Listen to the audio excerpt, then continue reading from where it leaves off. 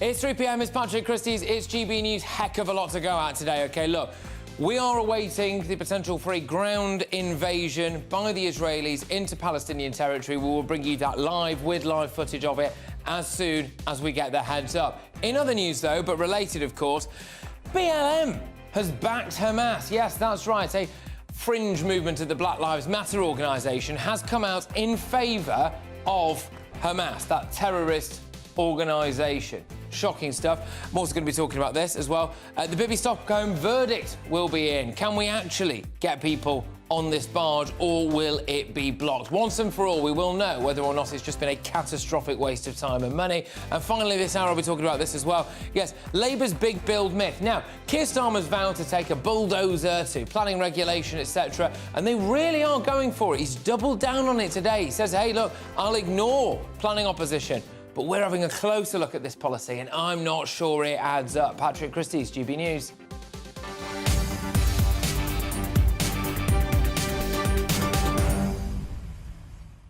Yeah, when I come back, I'm going to be having a quick look, actually, around Europe and around the West at some of the reaction to this Israel-Palestine war. And I will be asking, is it reasonable to say that we have imported quite a few people into Europe and into the West who really would be quite happy to see Israel wiped off the face of the earth? And what should be done about that? GBviews at gbnews.com. But right now, it's your headlines with Sophia.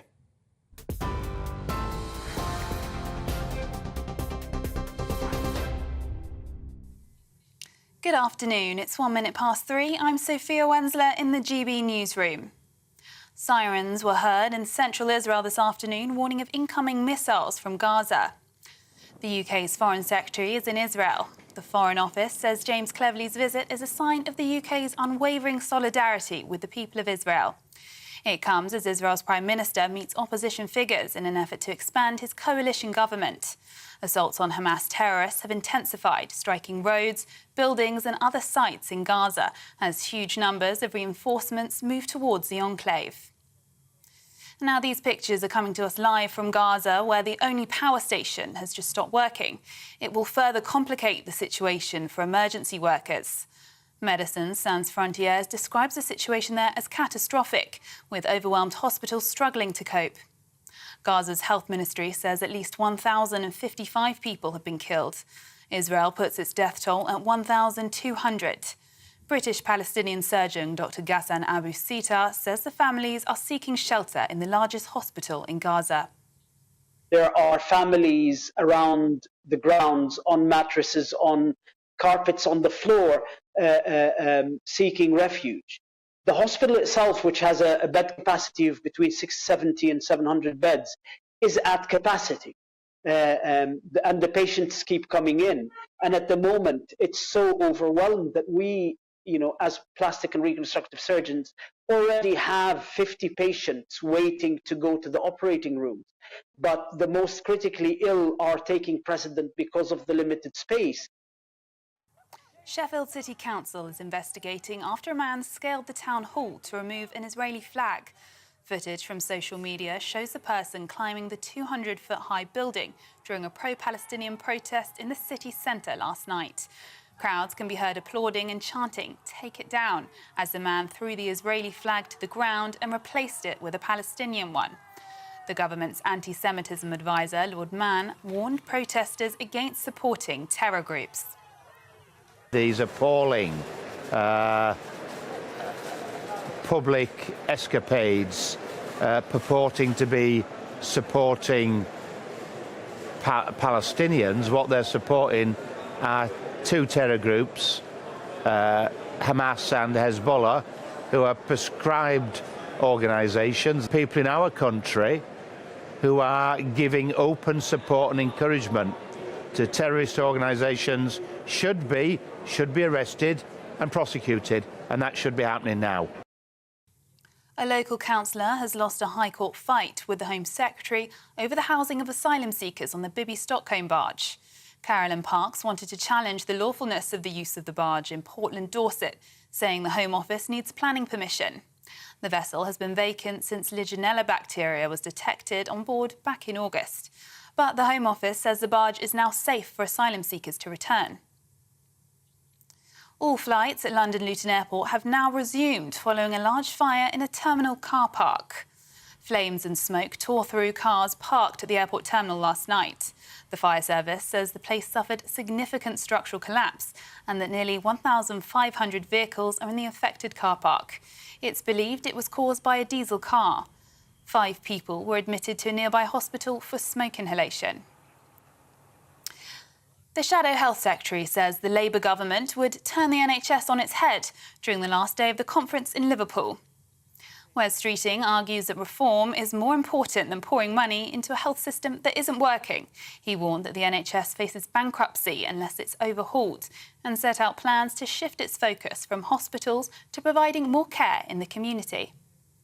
Labour government will take immediate action to cut waiting lists. We'll provide an extra £1.1 billion to help the NHS beat the backlog, with extra clinics at evenings and weekends, providing 2 million more appointments each year. Faster treatment for patients, extra pay for staff, the first steps to cut the waiting list and beat the Tory backlog. And the King and Queen will make a state visit to Kenya at the end of the month.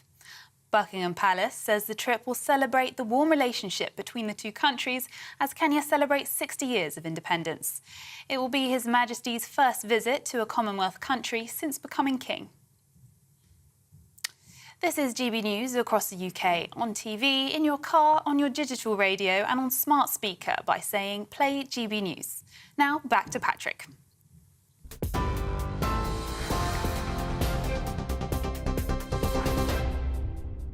Yeah, welcome along, everybody. Now, as you know, I've spent the last couple of days at Labour Party conference in Liverpool, so I haven't really had enough time, I think, to get my teeth stuck into what is, frankly, the biggest issue of the day and will continue to be the biggest issue in the coming days. And that is the kind of nuances, really, about how Israel and Palestine, Israel and Hamas, I should say, are playing out across Europe and what it shows, I think, about our society. And I can't help but wonder this.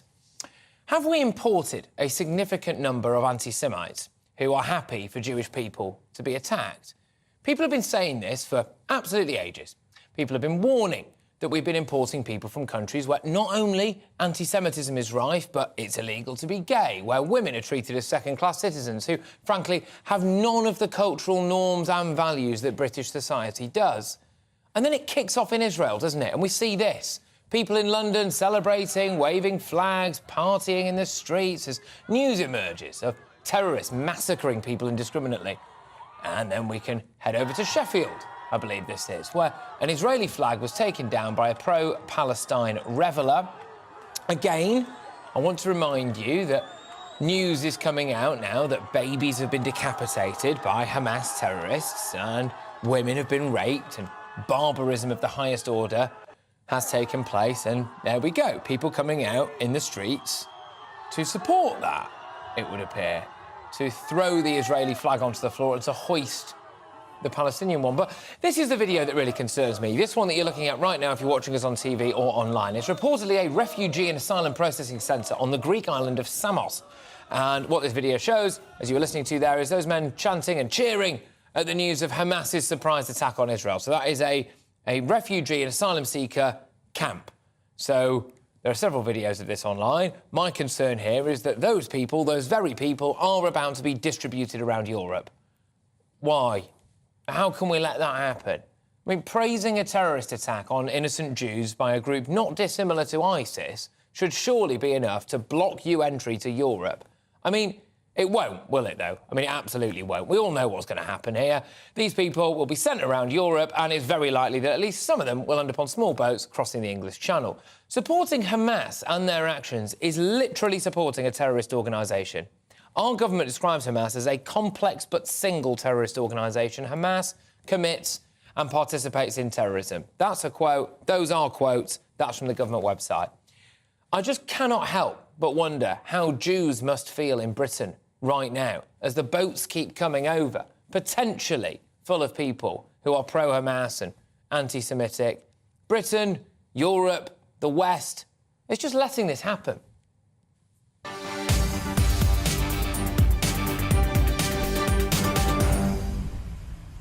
Yeah, that's what I think. I want to hear from you, gbviews at gbnews.com. I've been watching very closely over the last couple of days as these kind of pro-Hamas, pro-Palestinian protests, I suppose you could say, demonstrations, whatever you want to call them, have been taking place, not just here, not just in Europe, but in America, in Canada as well, and in Australia, particularly vile. Bizarrely in Australia. For some reason in Australia there appears to be a particularly potent pro-Palestinian community over there. But just kind of on this vein, actually, for some breaking news for you now, the King, our King, has come out in condemnation of the atrocities of the Israel-Hamas war. A spokesperson for the King says that he's appalled by and condemns the barbaric acts of terrorism in Israel. This follows Foreign Secretary James Cleverly's arrival in Israel to show support for the country's right to defend itself. So that's the breaking news, that the King has broken his silence when it comes to the Israel-Hamas conflict. Just a reminder for you as well that all of the noise is that we're going to get some kind of ground invasion from the Israeli forces into Palestine at some point.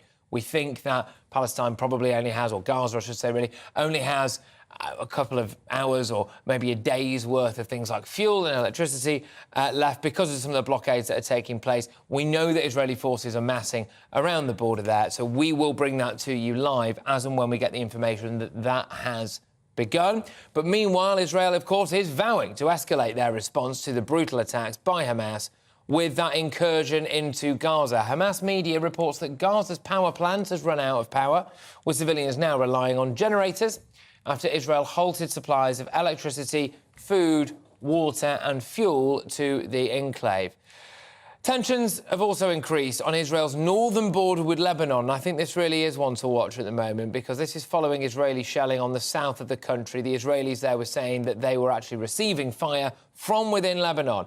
Let's cross now to our very own reporter, Charlie Peters, who's in Tel Aviv, in Israel for us. Charlie, great to see you. Thank you very much. And I'm glad to see that you're still safe and sound over there. So what is the latest then? We're thinking that we're going to get some kind of ground incursion relatively imminently, are we, from Israel into Gaza? It's not entirely clear. The indicators and warnings of a ground invasion into the Gaza Strip are there, though. A huge mobilisation of reserve forces, predominantly to cover the north due to the threat coming down from Lebanese Hezbollah, as you've referred to, but also a significant number of forces heading south and amassing armour and infantry around the border region of the Gaza Strip. But this is a reactive effort, and significant amounts of preparation and practice needs to go into place before they can take that invasion. They need to prepare the ground, and that requires several more of the kind of airstrike bombardments that we've seen on the Gaza Strip in the coming days. Several more of those evenings will continue. Overnight attacks are likely. Last night, the Israeli Defense Forces took out air defense capabilities within the Gaza Strip that Hamas militants and terrorists run. It's highly likely that we're going to see the same again tonight. And meanwhile, the terrorists are responding with their own rocket fire. They are exchanging fire constantly. In the last hour and a half, rocket fire came into southern Israel, but also into central Tel Aviv, where we are now. In the southern towns of the city, loud explosions were heard, and all of us gathered here at this area, which is a volunteers' location for gathering fuel and supplies to head down to civilians and soldiers. We had to rush and take cover in the shelter here. It's a very fluid situation. It's changing all the time. But what does seem likely in the coming days is that more of those troops will gather along the border regions of the Gaza Strip. No, indeed. And, of course, that death toll is continuing to rise. We will be bringing people live shots of any action that takes place over there around Israel and Gaza. Look, Charlie, thank you very much. We do have some breaking news, actually. Israeli Prime Minister Benjamin Netanyahu and former defence chief and centrist opposition party leader Benny Gantz have agreed to form an emergency government. A joint statement from Gantz's National Unity Party said the sides agreed to form a war cabinet, but that during the fighting with Hamas in Gaza, they will not promote any unrelated policy or laws. So just to whiz you back through that breaking news, and quite a serious development coming out of Israel, which is that Israeli Prime Minister Benjamin Netanyahu and former defence chief and the centrist opposition party leader Benny Gantz have now agreed to form an emergency wartime government. It was a joint statement from Gantz's National Unity Party, which said that the sides agreed to form this war cabinet, but that during the fighting with Hamas in Gaza, they will not promote any unrelated policy or laws. So there we go. Now, as we've been saying, the King our king here, is appalled by and condemns the barbaric acts of terrorism in Israel.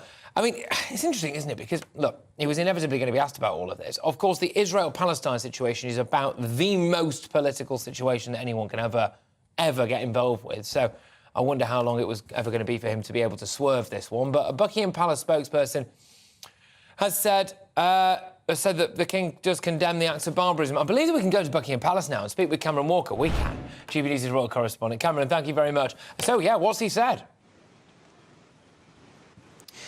Yeah, Patrick, I mean, these are incredibly strong words from a spokesperson from the King this afternoon. It's incredibly rare that we would have such a strongly worded statement at all, especially in a situation like this. So I'll just read you the statement. So a Buckingham Palace spokesperson says, "This is a situation His Majesty is extremely concerned about, and he is asked to be kept actively updated. His thoughts and prayers are with all those suffering, particularly those who have lost loved ones, but also those actively involved as we speak. His Majesty is appalled by and condemns the barbaric acts of terrorism in Israel." Of course, it is incredibly difficult for the king to toe the line between politics and humanitarian issues, and it appears that the king has decided very much so that he wants to speak out publicly and condemn the humanitarian suffering happening in the region at the moment. But he is not the first royal to do so. He is very much the first British royal to do so. But a couple of days ago, the Dutch royal family spoke out. King Willem-Alexander and Queen Maxima of the Netherlands, they released a joint statement and said of the indescribable suffering that has been caused by this week's attacks on Israel. As for an official statement from the king himself, rather than a spokesperson, we do not have that at the moment. If we do, Patrick, get one this afternoon or later on, we'll bring that straight to you, but nothing is confirmed. Yeah, Cameron, thank you very, very much. Cameron Walker there, our royal correspondent outside Buckingham Palace. That latest development is that our king, King Charles, has waded in, basically, very strongly, really, so condemning all the acts of barbarism and terrorism in Israel. Mark's just got in touch very quickly, just says, you know, it's to keep his the king's got to keep his political opinions to himself. He says, outrageous breach of protocol. I kind of get what you mean, but at the same time, you know, you look at an issue like this, I suppose, is it so big? I wonder if he's going to do himself more harm than good by wading in. I mean, does anyone tend to do themselves more good than harm when you wade in on Israel-Palestine? Not really, do you? But there we go. Anyway, so a Black Lives Matter group has tweeted in support of Palestine, actually. But they sparked outrage as their message was accompanied by an online graphic of a paratrooper.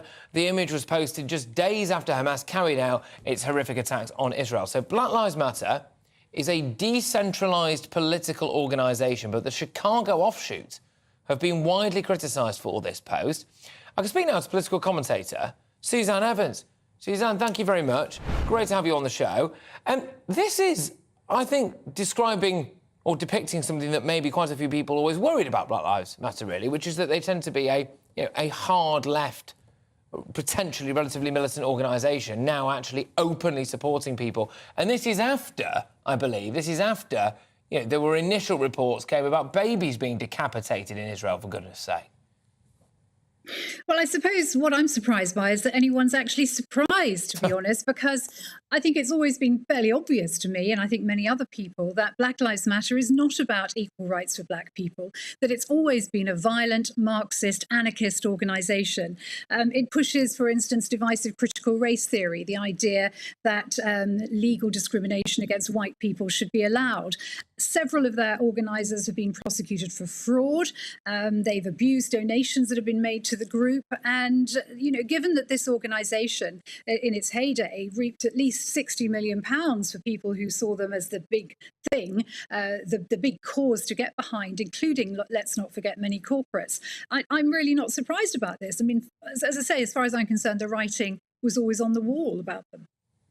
Yeah, I mean, you know, we take the knee before football matches, don't we? We've had, you know, it kind of indoctrinated into kids, and we've had politicians taking the knee left, right and centre. We have police officers taking the knee outside Downing Street. And some people bothered to have a little look at what the Black Lives Matter organisation actually stood for. And I am always at pains to stress the difference between the words Black Lives Matter, which are valid, obviously, and the Black Lives Matter organisation, which is its own entity and it's a political force. It published a manifesto. That manifesto had some incredibly Marxist things in there, like the radical redistribution of wealth and the disintegration of the nuclear family. Those were things that they stood for, right? And yet we just gobbled it all up, didn't we? We gobbled it all up, and now there they are with a Palestinian paratrooper. Yeah, and of course defunding the police as well. I mean, perhaps I could just remind the viewers about some of the people who actually fell for their rhetoric. You know, the BBC, who, when the BLM organised what turned into riots in London, called them largely peaceful. So keen were they to ensure that Black Lives Matter got their message across. You've already mentioned the Premier League, who allowed players to have their names replaced by Black Lives Matter on their back of their shirts and to take the knee before football matches. You know, we had the Royal Mail, who painted some of their post boxes black. Yorkshire Tea, which told critics of Black Lives Matter, the people who had looked into their Marxist manifesto, Yorkshire Tea said, don't buy our tea if you don't like Black Lives Matter. They were promoted by Vogue magazine in special editions. I think Guinness-owned Diageo said they were going to donate $1 million to them. And they were praised by Unilever for what they said was shining a spotlight on divisions and injustices in our world, in our society.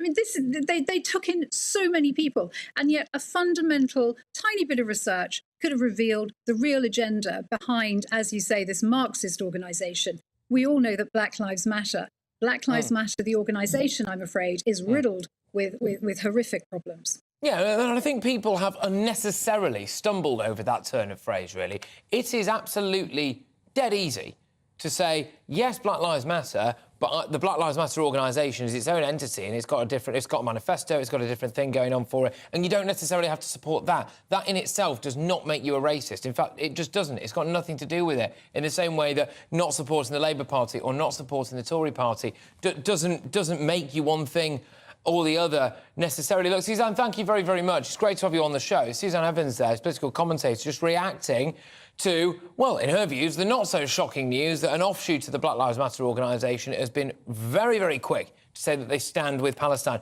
I've just got time now to delve into the inbox. I opened up this segment by talking about how concerned I am that we appear to have imported people either into this country or into Europe or the West in general who, as far as I can tell, given the level of celebration at the terrorist atrocities taking place in Israel and the death of Jews, etc., maybe quite happy with the idea of Israel not continuing to exist and everything that would mean. Grande's been on. He says, the recently launched full-scale attack in Israel on unarmed civilians on one of our important holy days has left the entire Jewish nation broken. They go on to say, look, thank you for actually, calling what's happened there a terrorist atrocity. It's absolutely outrageous for flags to be displayed on government buildings to support either side, just as it was over Ukraine. That's from Mark. Interesting, Mark reacting there to some of the Israeli flags being taken down and replaced by a Palestinian flag. That was in Sheffield, and there we go. There's quite a lot of this coming in. Keep your views coming in. I just wonder whether or not we've done ourselves a bit of a disservice as a society, allowing a lot of people in who might have some pretty fruity views when it comes to Israel and anti-Semitism. But get those views coming in. gbviews@gbnews.com. Coming up, a legal bid to block Suella Braverman's plan to house migrants on the Bibby Stockholm barge in Dorset has failed. We'll be crossing to the High Court for more on that. So there you go. It looks as though the Bibby Stockholm barge may well be happening. Fingers crossed there's no more Legionella anywhere to be seen. Patrick Christys, GB News, it's Britain's news channel.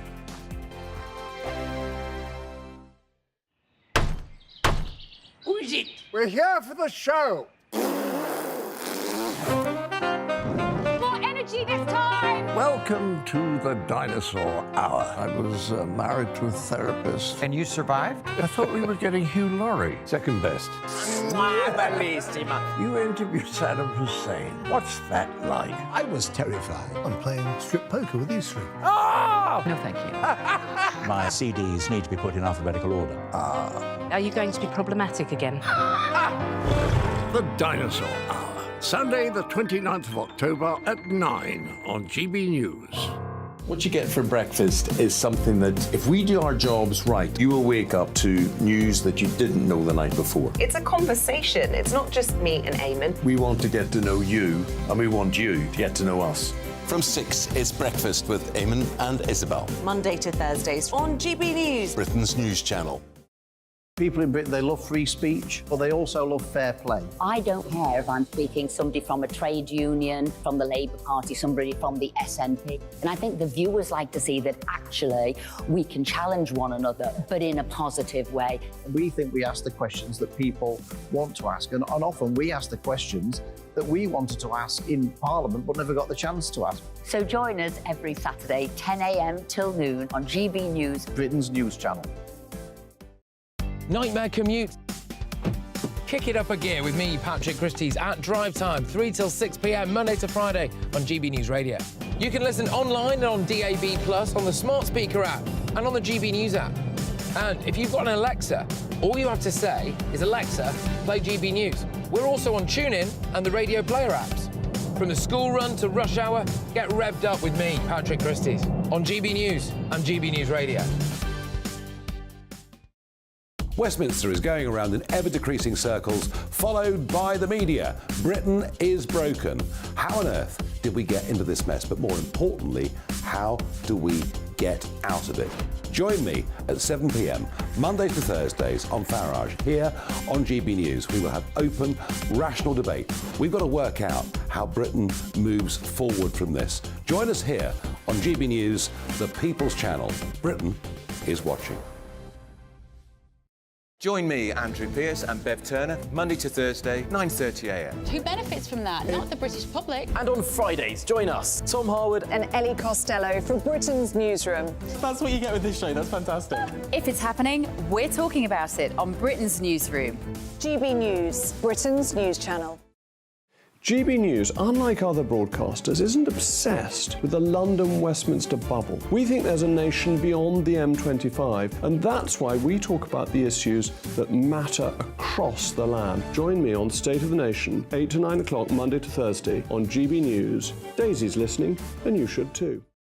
Now then, Lee Anderson here. Join me on GB News on my show, The Real World, every Friday at 7 p.m. I'm not eating bloody cat. Are you Delicious. mental? Put in your mouth. OK, here comes a train. Reminds me of the scene in Singing in the Rain. Adam, is that a good one? Whoa! Join me at 7 on GB News, Britain's news channel.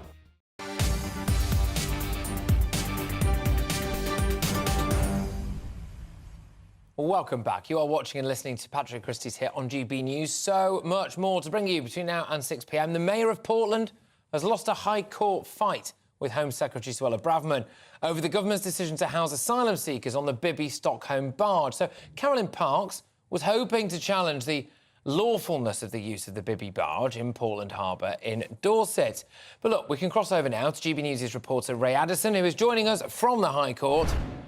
Ray, what is the latest then, please? What's happened? Hi there, Patrick. Well, as you've been saying, this was a hearing to see if there was enough legal grounds for a full trial about the veracity, the validity of the Bibby Stockholm, to see if that could then go ahead. And now, as you've been saying, of course, the judge determined that there wasn't. It was brought by a local councillor, Carolyn Parks. She's the mayor of Portland. That, of course, is the location, Portland Harbour, where the Bibby Stockholm is located. Now, she brought the case against the Home Secretary, Suella Braverman, over the housing of those asylum seekers on the barge, and she had two kind of key points. The first one was regarding planning permission. The lawyers on behalf of Mrs. Parks were arguing that housing asylum seekers on the barge was actually a breach of planning control, and they also said that it wasn't in compliance with environmental impact assessment duties. Now, that was actually rejected by Mr. Justice Holgate based purely on jurisdiction. He said, you've actually brought the wrong claimant to this hearing. You should have actually brought the case against the local council, because they're the people that are involved in any kind of planning decisions. It's not up to the Home Office. So that was rejected. That was why the first part of that case was rejected. Secondly, the argument was against racial segregation. Now, Mrs. Parks was arguing that the Home Secretary had not complied with her duties under the 2010 Equality Act. What does that mean? Well, she said that by putting non-British people on the barge, she was actually causing racial segregation, and she said the Home Office hadn't done enough of its homework, not enough thorough checks to assess the impact that that would have on those people that were being segregated. Now, again, that was rejected. In this case, Mr. Justice Holgate said it required too high a bar of proof for it to go through. So both of those claims were rejected. Mrs. Parks was ordered to pay just £5,000 in legal costs. Obviously, the cost of the government's lawyers would have been way higher than that, but they agreed between them to limit it to £5,000. You were talking about the Legionella earlier, Patrick. Well, we've been told by the Home Office that the Legionella bacteria has now been eliminated from the Bibby stock home. Letters have been sent out to asylum seekers now telling them that it's free and clear, and they can expect to be transported to the barge probably next week. Of course, we know up to 500 asylum seekers could be housed on that barge in Dorset. Oh, absolutely. I am sure that when they got those letters, their hearts skipped a beat. Finally, we can go and live on this barge. Ray, thank you very, very much. Ray Addison there outside the High Court for us. OK, look, loads more still to come between now and 4 o'clock, including a look at what Sir Keir Starmer means by building on this so-called grey belt. Now, this is, frankly, much more interesting than it sounds, OK, because it's really one of his key plans to build more than 1 million new homes, 1.5 million new homes. But it requires on getting rid of NIMBYs or ignoring them. And we've been having a little look at this policy. Actually, is there any difference between what the Tories are saying and what Keir Starmer is saying? But first, before all of that, it's the latest headlines with Sophia.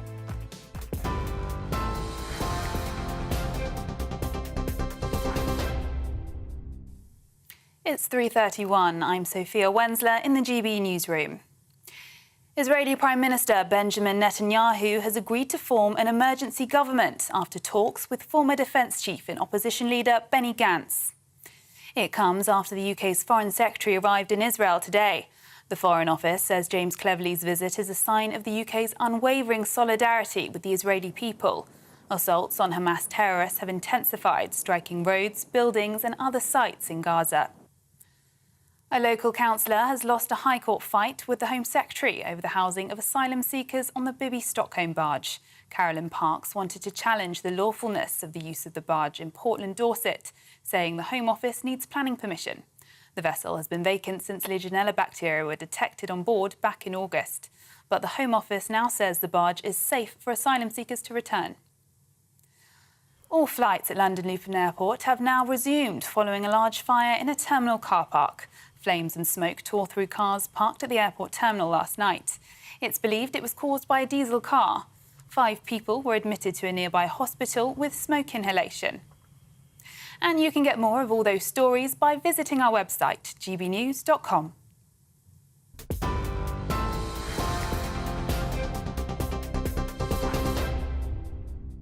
Direct Bullion sponsors the Finance Report on GB News for gold and silver investment.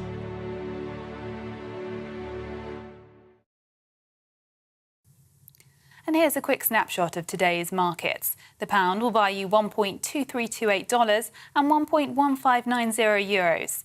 The price of gold is £1,518 and 17 pence per ounce. And the FTSE 100's at 7,639 points. Direct Bullion sponsors the Finance Report on GB News for gold and silver investment.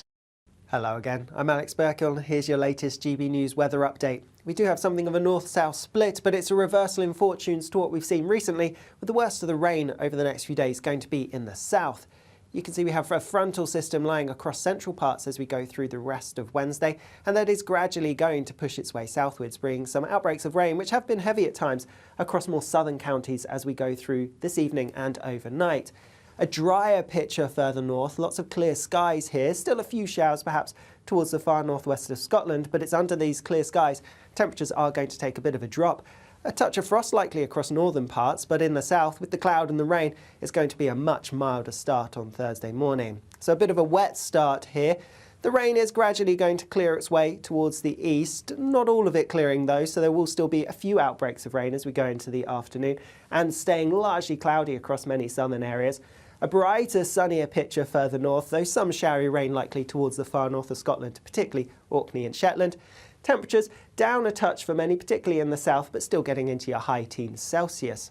As we look towards Friday then, another swathe of wet weather is going to push its way across many central southern parts, likely to see some pretty high totals, and so we could see some flooding here. A brighter picture further north and a colder one too, and that brighter, colder weather is going to push its way southwards, become more widespread as we go into the weekend.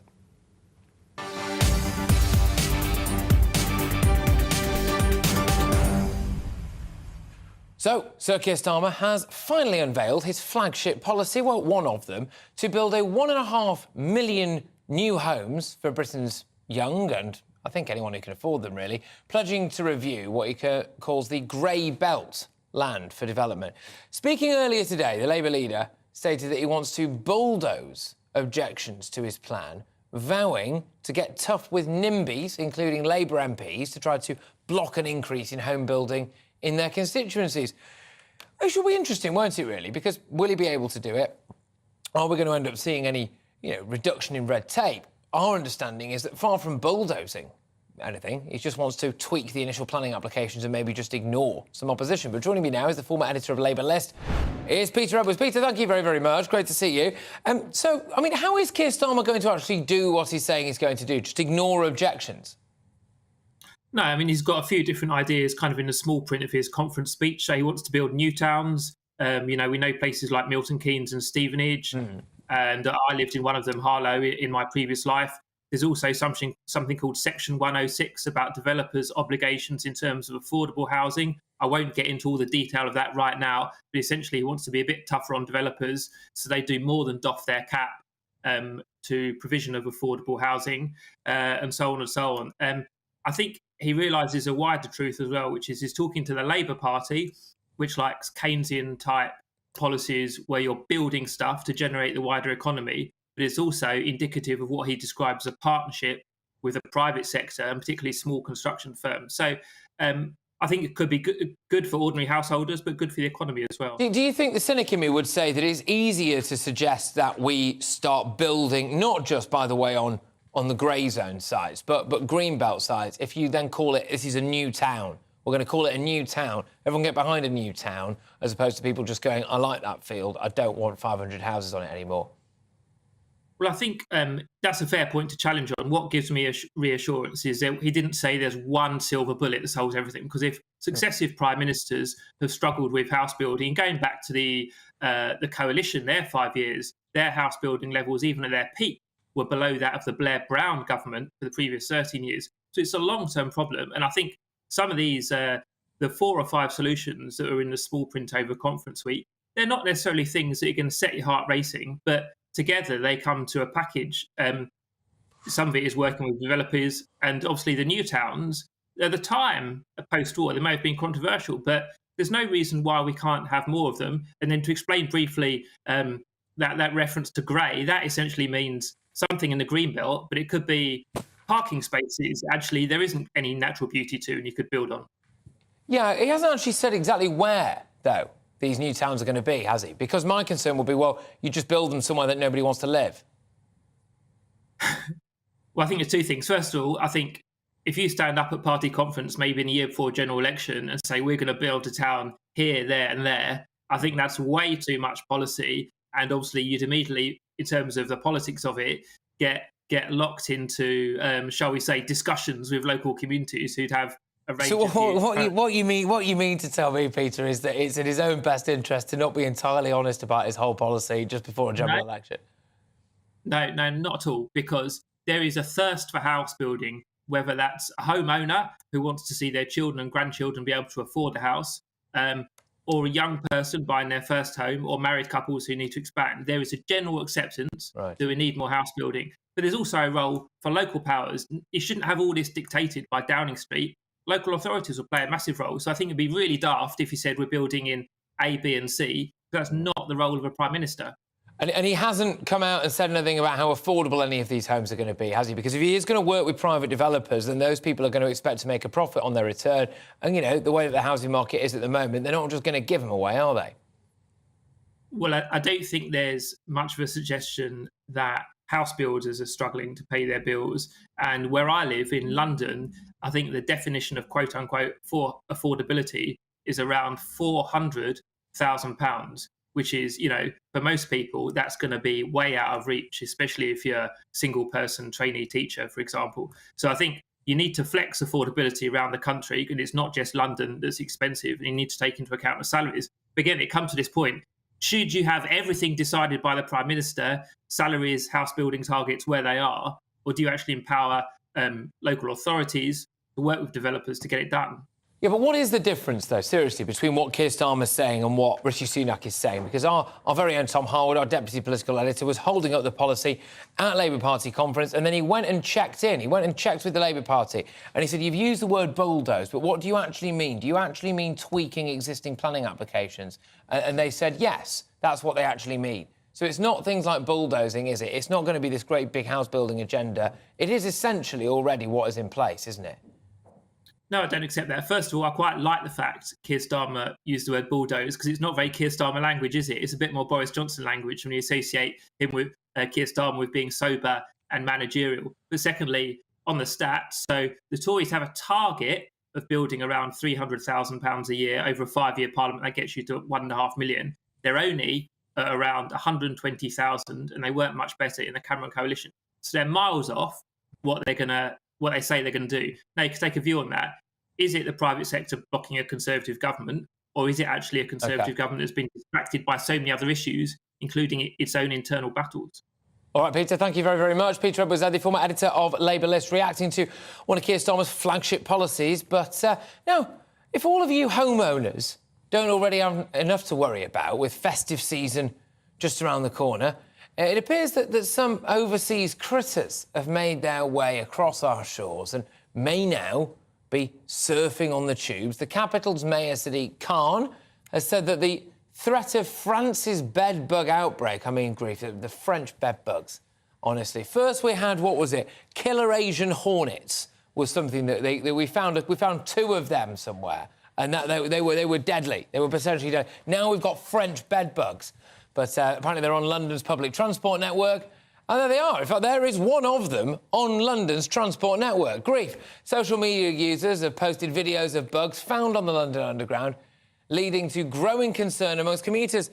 But it's not just commuters, no. Apparently, renters, people who are renting flats, etc., or bedrooms within flats, are being told, yeah, look, check your bed frames for these little critters, and potentially even freeze your bed sheets. By the way, I am not endorsing this advice. I do not know. I cannot tell you the best way to deal with a bed bug. But I'm saying freeze your sheets and then maybe you can scrape them off.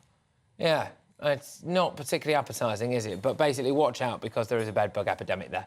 Anyway, coming up, EU-Palestinian aid concerns. That's right. These concerns come as reports suggest that the European Union helped to build more than 30 miles of water pipelines for the Palestinians, despite Hamas terrorists obviously boasting of their ability to forge an arsenal of homemade rockets from those pipes. So, has the EU armed Palestine? Patrick Christys on GB News, Britain's news channel. I think the most exciting bit for me is talking to ordinary people. People who I think are ignored often by the major news channels. We're going to give news they want to hear. There's a voice there that needs to be heard. I think there's a chance here for a diversity of opinion to be expressed, which you don't find elsewhere. It's really exciting. We don't hold back. We're free to say how decisions that are taken here affect us all around the country. Only on GB News, the People's Channel, Britain's news channel. The Live Desk with me, Mark Longhurst. And me, Pip Thompson. It's here Monday to Friday on GB News. From midday, we'll bring you the news as it breaks, whenever it's happening and wherever it's happening, from across the UK and around the world. Refreshing, feisty, but with a bit of fun too. If it matters to you, we'll have it covered on TV, radio and online. Join the Live Desk on GB News, the People's Channel, Britain's news channel. So Jubes and Kerr, we tackle the issues of the day with real robust debate, both sides of the fence, battling it out with me in the middle with my forthright opinions and views. And often really interesting things happen because you start with a position and then by the end of the debate you find actually, well, I might not have thought about that one. What we need in this country is 2 new political parties. You should maybe think about doing a 2024 calendar. I'm Michelle Dewberry and I'm keeping you company right through until 7 o'clock this evening. GB News, the People's Channel, Britain's watching. Join us every night on GB News at 11 p.m. for Headliners, which is 3 top comedians going through the next day's news stories, which is exactly what you need, because when the establishment has gone crazy, you need some craziness to make sense of it. Headliners. You don't have to bother reading the newspaper. We've got it covered for you. Every night at 11 p.m. and repeated every morning at 5 a.m. We won't send you to sleep like some of the other paper review shows out there. So join us 11 p.m. every night on GB News. The People's Channel, Britain's news channel. Join me, Camilla Tominey, on Sunday mornings from 9:30, taking the politicians to task and breaking out of SW1 to see how their decisions are affecting you across the UK. Bursting the Westminster bubble every Sunday morning, only on GB News, the People's Channel. Britain's watching.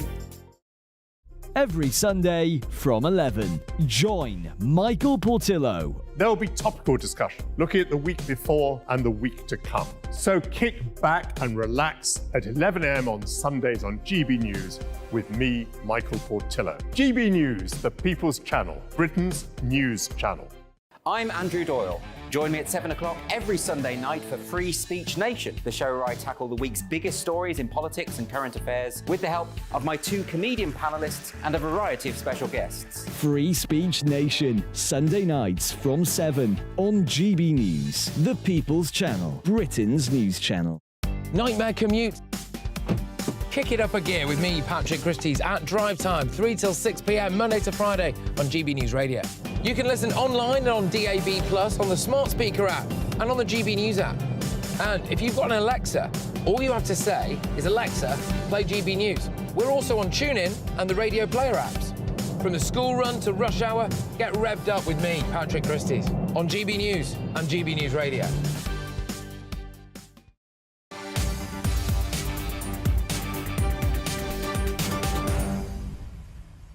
Welcome back, 3:46. You're watching or listening to me, Patrick Christys, on GB News. So much more to bring you between now and 6 p.m. Get this, the EU has backtracked on its decision to cut aid to Palestine. So the bloc will now continue to send financial support to the Palestinian people, who are currently without internet, electricity or water.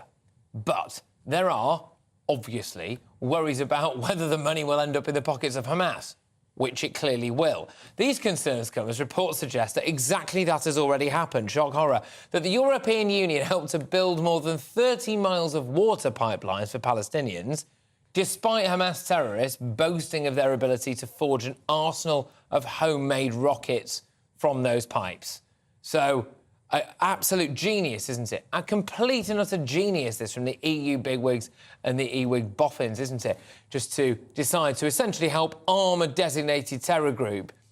Some of those armaments they can use to fire missiles into Israel, and we end up in the situation that we're in now. I am joined by GB News presenter Darren Grimes. Darren, thank you. Great to have you on the show.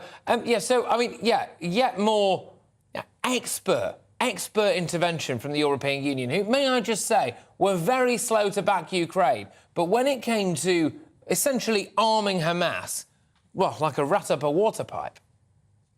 Well, the EU has a good track record of this, right? Because let's not forget that Germany, through its Nord Stream 2 pipeline, was funding the Russians in massive quantities of cash. And the EU has always, I'm afraid, been fast and loose when it comes to ensuring that there's a paper trail when it comes to the taxpayer money being spent, not just within the EU itself, but going to foreign regimes. And, I mean, we look over at President Biden, $6 billion, Patrick, he gave to Iran. And guess where that money ends up? It ends up going to places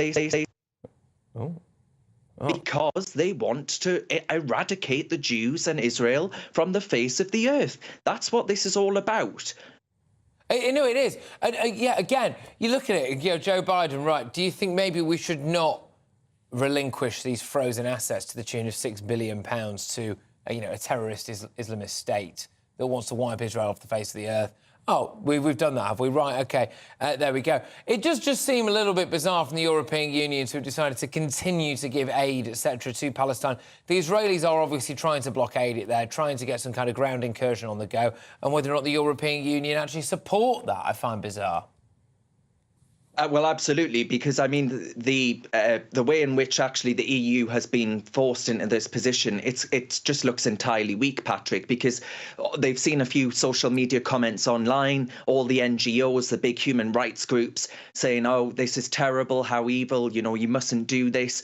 Actually, if I was a European Union taxpayer, which we're not anymore, thanks be to God, Patrick, I would be saying, "Hang on, I do not want my money going to a group which is responsible for the slaughter of babies," right? That is the position that we find ourselves in right now. And ultimately, you know, you saw pictures of coming out of Israel from the attack by Hamas, where there was food rations and things like that by the state of Japan. There were evidently a load of things being used and utilized by Hamas, coming down to even things like basic foodstuffs, Patrick, which are getting through to these terrorist organizations and not going to the people that they were intended to go to, which is the people trapped this makes a in mockery. Gaza. This is a good example for me of why I always have an issue with almost any type of foreign aid, right? Because you cannot guarantee that it's going to go to people living in a refugee camp or people living, you know, right on the breadline, wherever it is around the world, the people who desperately need it. And there's no doubt about this, that there are people living in Palestine, living in Gaza, who absolutely need aid, OK? 100%. But when you drop a load of aid over there, or you drop a load of resources over there, or whatever you do, it's almost definitely going to go to the terrorist organisation that runs that part of the world, and not the world's neediest people that are there. And lo and behold, we end up in this situation right now. But look, Darren, thank you very much. Great to have you on the show. It's Darren Grimes there, who's a GB News presenter. Of course, we'll be ready to rock and roll again this Saturday for the Saturday 5, 7 till 9 p.m. on Saturday. Make sure that you tune in for that. But it's been reported that security chiefs are apparently keen for the next James Bond to be a black or female individual. This is in order to boost recruitment and have agents from different backgrounds to improve operational capabilities. I'm not making this up, OK? So John Taylor, who trains operatives worldwide after a 30-year career in the Foreign Office, told audience members at the Cheltenham Literature Festival that casting a black actor or actress as James Bond would cause an uptick in applicants from black, Asian and minority ethnic backgrounds. So that obviously is a white Bond. There's another white Bond there. We're going to see a lot of white James Bonds, aren't we? Apparently, in terms of boosting recruitment for MI6, though, now, forgive me, but that is very much the foreign element of our intelligence service, isn't it? So I would imagine that there is no shortage of recruiting people who are literally from other countries and loads of different ethnicities and, you know, all of that stuff. I would have thought that I don't really think most MI6 agents, if they were, you know, white, upper-middle-class men, would no doubt stand out like a sore thumb in the vast majority of the countries that we send MI6 agents to go and operate in. But there we go. So we are going to be having that discussion next, in the next hour. Is it time for James Bond to no longer be white? Should it be a black person? Should it be a woman? Well, you know, why not go the whole hog? We could have something else as well, couldn't we? Where would you stand on that? Do you think that James Bond is just a national institution that should be left alone? Or actually, is it about time that we modernise Bond? And it did, in turn, become a black woman. GBViews at gbnews.com. We'll be talking about that in the next hour, but loads of emails are coming in thick and fast. A lot of people very, very concerned about what I raised at the start of the show, and we're going to talk about it again a little bit later, about whether or not we have, as a European culture, imported a load of people who are anti-Semitic and who would like to see Israel wiped off the face of the earth. Every time there is a conflict in Gaza, in Israel, this kind of question rears its head. Patrick, look, thank you very much for your comments. This is from Alan. I've been saying this for a heck of a long time. We should be doing more vetting about people who come here. It's difficult, though, isn't it? What do you do? Strap them to a lie detector test and say, well, do you support Hamas? Do you want to see Israel wiped off the face of the earth?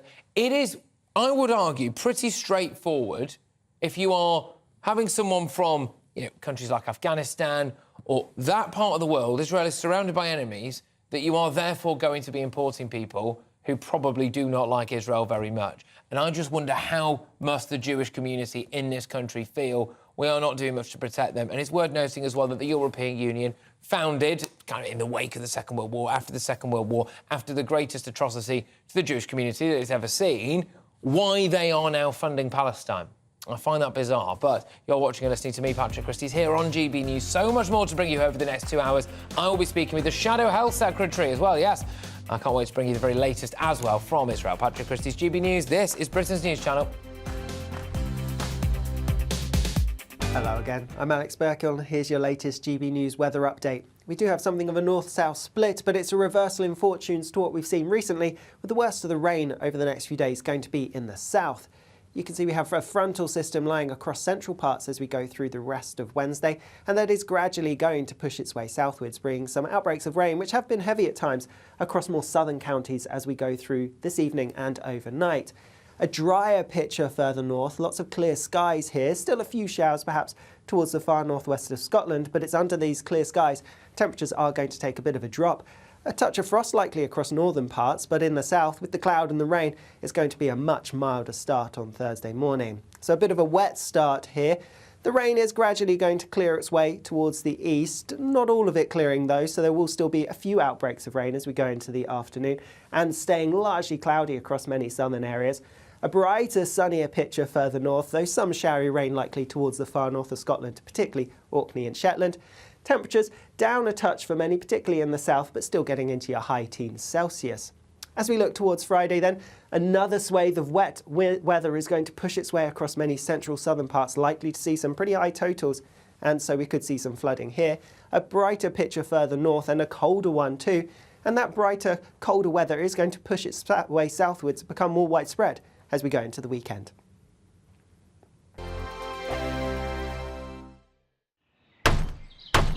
Who is it? We're here for the show.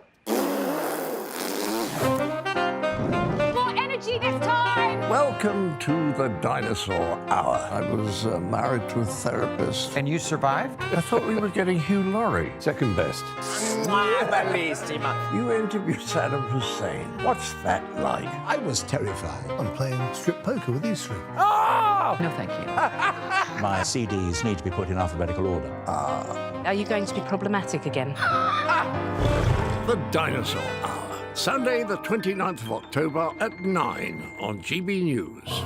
What you get for breakfast is something that, if we do our jobs right, you will wake up to news that you didn't know the night before. It's a conversation. It's not just me and Eamon. We want to get to know you, and we want you to get to know us. From 6, it's Breakfast with Eamon and Isabel. Monday to Thursdays on GB News. Britain's news channel.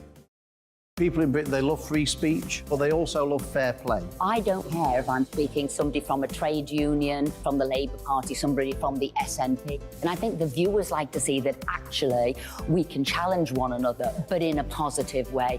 We think we ask the questions that people want to ask, and often we ask the questions that we wanted to ask in Parliament but never got the chance to ask. So join us every Saturday, 10 a.m. till noon on GB News, Britain's news channel. Nightmare commute. Kick it up a gear with me, Patrick Christys, at drive time, 3 till 6 p.m, Monday to Friday on GB News Radio. You can listen online and on DAB+, on the smart speaker app and on the GB News app. And if you've got an Alexa, all you have to say is, Alexa, play GB News. We're also on TuneIn and the Radio Player apps. From the school run to rush hour, get revved up with me, Patrick Christys, on GB News and GB News Radio. Westminster is going around in ever-decreasing circles, followed by the media. Britain is broken.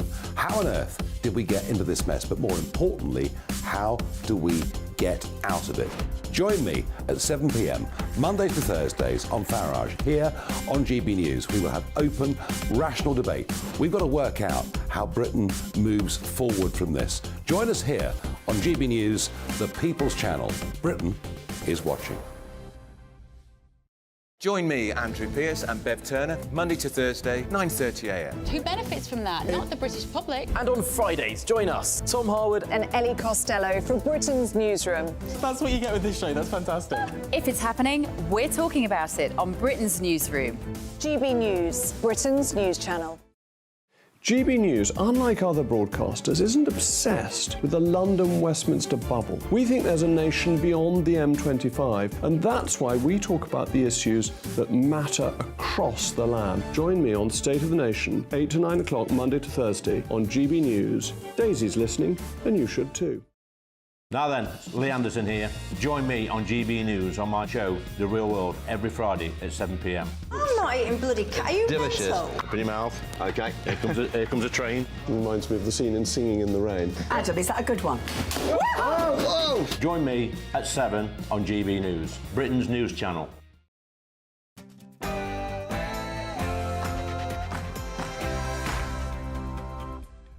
It's 4 p.m, it's Patrick Christys, it's GB News. Busy hour coming your way because we'll be keeping you right up to date with the goings-on in Israel, in Palestine. That Israel-Hamas war is raging on. We are expecting building up to some kind of ground incursion, but how long will that take? We'll bring you live footage. In fact, we'll go to Tel Aviv very shortly as well. In other news, I'm going to be talking about this. Why is the BBC so squiffy on terrorism? Why are they so reluctant to call Hamas a terrorist organisation and call the actions over there terrorist atrocities? What's going on? Why does the BBC always seem to mess this up? And I'm having a little look as well at The Guardian, because yet again there's going to be there has been anyway, some cartoons on the cutting room floor of The Guardian that are, to say the very least, very fruity. But check this out. Black female James Bond. Has the time come? Has the time come to do away with the old stereotypical James Bond? It is being floated that a black female James Bond might do wonders to boost actual real-life recruits for MI6. Do you buy that? One more one for you here now. So, you've got to travel 1 block, OK? That's all. You could walk it. Yeah, you could get an e-scooter there. No, you could get a 7-car diesel gas-guzzling motorcade and take that 2-minute journey a la Harry and Meghan. We are going to be having a look at Harry and Meghan's latest round of alleged e-crow hypocrisy. Patrick Christys, GB News.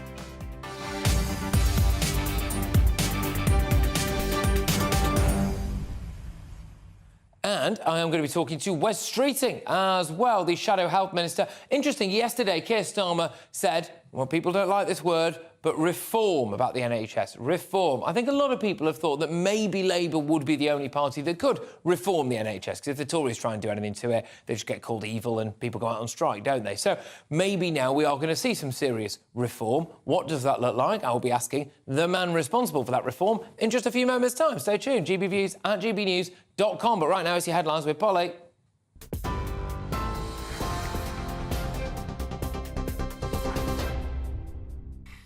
Patrick, thank you, and good afternoon. The top story from the GB newsroom is that the Israeli Prime Minister, Benjamin Netanyahu, has agreed to form an emergency government after talks with the former defence chief and the opposition leader, Benny Gantz. It comes as the UK's Foreign Secretary arrived in Israel today. The Foreign Office saying James Cleverly's visit there is a sign of the UK's unwavering solidarity with the Israeli people. Assaults on Hamas terrorists have intensified meanwhile, striking roads, buildings and other sites in Gaza. Well, let's show you pictures coming to us live from Gaza at the moment, where the only power station stopped working in the Gaza Strip just a few short hours ago. That will further complicate the situation for aid workers there. And we know that Médecins Sans Frontières has described the situation as catastrophic, with overwhelmed hospitals struggling to cope. Gaza's health ministry saying at least 1,055 people have been killed. Israel, on the other hand, putting the number of its dead at 1,200.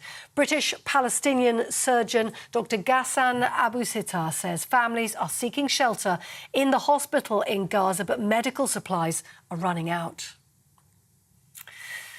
Now, His Majesty the King says he is appalled by the acts of terrorism in Israel. GB News royal correspondent Cameron Walker has this from outside Buckingham Palace. Are incredibly strong words from a spokesperson for His Majesty the King this afternoon, condemning what they describe as the barbaric acts of terrorism in Israel. A Buckingham Palace spokesperson says that this is a situation His Majesty is extremely concerned about, adding that he has asked to be kept actively updated. His thoughts and prayers are with all those suffering, particularly those who have lost loved ones, but also those actively involved as we speak. I think it's pretty telling that the King's spokesperson has used quite such strong language. It is incredibly rare that a spokesperson, or indeed the King himself, would use language such as this, which perhaps is an indication as to the strong emotions the King is feeling at this time. As soon as we get an official statement, if at all, from Buckingham Palace, we'll bring that straight to you. Walker there. Well, Sheffield City Council says it's investigating today after a man scaled the town hall to remove an Israeli flag from its spire last night. Footage on social media shows the person scaling the front of the 200-foot-high building during a pro-Palestinian demonstration in the city centre last night. Crowds can be heard applauding and chanting, "Take it down," as the man threw the Israeli flag to the floor and replaced it with the Palestinian colours. The government's anti-Semitism advisor, Lord Mann, warned demonstrators against supporting terror groups. These appalling public escapades purporting to be supporting Palestinians, what they're supporting are two terror groups, Hamas and Hezbollah, who are prescribed organisations, people in our country who are giving open support and encouragement to terrorist organisations should be arrested and prosecuted, and that should be happening now. Now, in other news today, a Dorset councillor has lost a High Court fight with the Home Secretary over the housing of asylum seekers on the Bibby Stockholm barge in Portland. Mayor Carolyn Parks wanted to challenge the lawfulness of the use of the barge in Portland Port, saying the Home Office needed planning permission to site it and use it in that location. The vessel has been vacant since Legionella bacteria were detected on board back in August. But the Home Office says the barge is now safe for asylum seekers to return. Now, all flights at London Luton Airport have resumed following a large fire in the terminal car park last night. It's thought more than 30,000 passengers suffered delays as a result of the incident, with passengers diverted as far away as Cardiff and Manchester. Flames and smoke tore through cars parked at the airport terminal last night. The fire service saying the place suffered significant structural collapse in the aftermath of that blaze, and nearly 1,500 vehicles were affected. It's believed it was caused by the lithium battery on a diesel car. 5 people were admitted to nearby hospitals for smoke inhalation. Now, the King and Queen will make a state visit to Kenya at the end of the month. Buckingham Palace saying the trip will celebrate the warm relationship between the two countries as Kenya celebrates 60 years of independence. It'll be His Majesty's first visit to a Commonwealth country since becoming king. With GB News across the UK on TV, in your car, on digital radio and on your smart speaker by saying play GB News. This is Britain's news channel.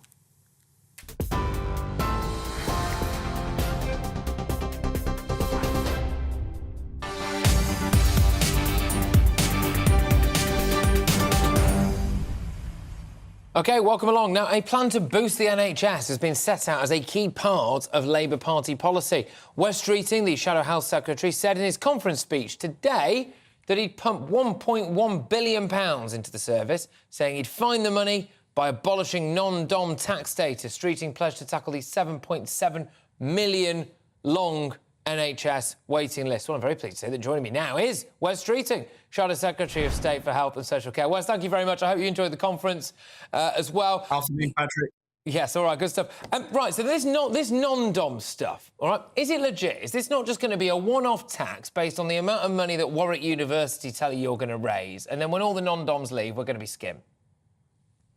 No, I think there are lots of reasons why people choose to make Britain their home, which aren't simply about tax. What we have done is be very small c conservative in our estimates about how much money this would raise. We've gone for independent figures, not our figures, and they gave us a range of estimates, and we went for the bottom end of that range so that people could be even more confident that the promises we make are promises we can keep, that the money we raise and the money we wish to spend balances out. And by abolishing the non-dom tax status that, effectively means that people who make Britain their home pays their taxes here too, we can put £1.1 billion into the pockets of NHS staff who deserve it, so that we can have more evening and weekend appointments to do 2 million more appointments a year in the NHS, which is crucial for cutting waiting lists. Is there not more? Yeah, is there not a bit more to this non-dom stuff than meets the eye, though? So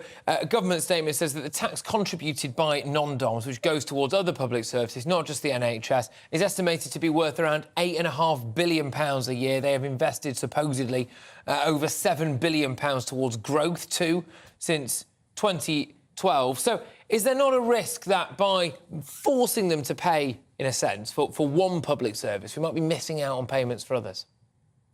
The problem I've got with the Tories and this sort of argument is that they always come out with excuses as to why we shouldn't tax non-doms or close tax loopholes for people who are very wealthy. But when it comes to people on lower middle incomes who are looking at their mortgages or their rents and the energy bills and the price of the food shop, they're struggling to make ends meet, yet the Tories have clobbered them with year-on-year tax rises, the highest taxes in 70 years. And so why is it that the Tories always say, when it comes to the wealthy, it's all far too difficult, they're paying a lot. But when it comes to normal people in this country, they don't blink twice before putting their taxes up. Is he not absolutely basing this economic policy, though, and therefore this health policy, on the idea that people will not leave if you tax them more? I mean, if that proves not to be true and they go to somewhere very nearby, so Spain or Portugal, Italy, where they can get a much more beneficial tax deal, if they do that, then you've got a bit of egg on your face, haven't you? Because you're just going to have to tax the rest of us more to make up for it.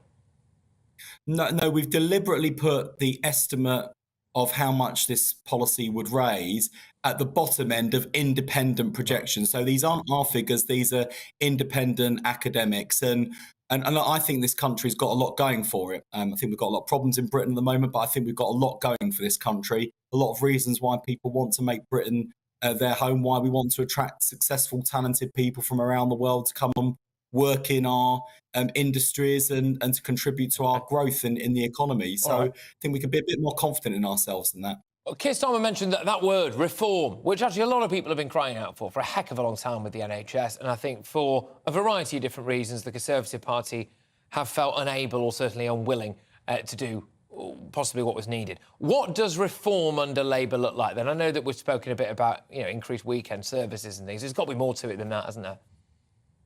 Yeah, I think we need three big shifts. One is to turn the NHS on its head, so we do far more activity in neighbourhoods, in local community services. That means more general practice, more done in community pharmacy, new services like community mental health hubs, so that we can diagnose faster, treat quicker. That's better for patients and better value for the taxpayer.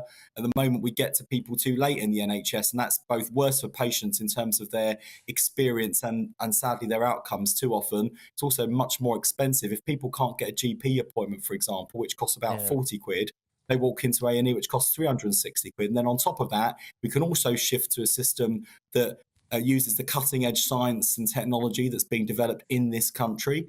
And if we can shift to not just treating sickness, but preventing illness in the first place with good public health prevention measures, then we can have an NHS that's not just back on its feet, but fit for the future. What if people in that NHS still feel as though they are underpaid and undervalued and they continue to go out on strike and they just stick it to you and they go, look, you're the Labour Party, you're supposed to be on the side of workers. Keir Starmer mentioned the working people a lot during his speech yesterday. If you don't give them a pay rise, then there's no one to work in the NHS, surely. Is that coming? We definitely need to see an end to the strikes and negotiations. And I was pretty critical, to put it mildly, of the Prime Minister in my speech today, because he has not lifted a finger in negotiations. And there are a wide range of issues, partly the pay issues that have been raised, but a wider range of other issues where I think a deal could be struck. And it's in the interest of not just staff, but patients for that deal to be struck. One of the reasons why I think our policy to cut waiting lists and beat the backlog is good is because it involves better service and faster treatment for patients, but it also puts £1.1 billion into the pocket of NHS staff who I think deserve it. But I had to be honest with the BMA, the Doctors' Union, and say, you know, I wish we could go further, but look at the state of the public finances. I'm not going to be able to meet your pay demand. Be willing to negotiate and see if we can find a compromise. And they've indicated to government a willingness to compromise.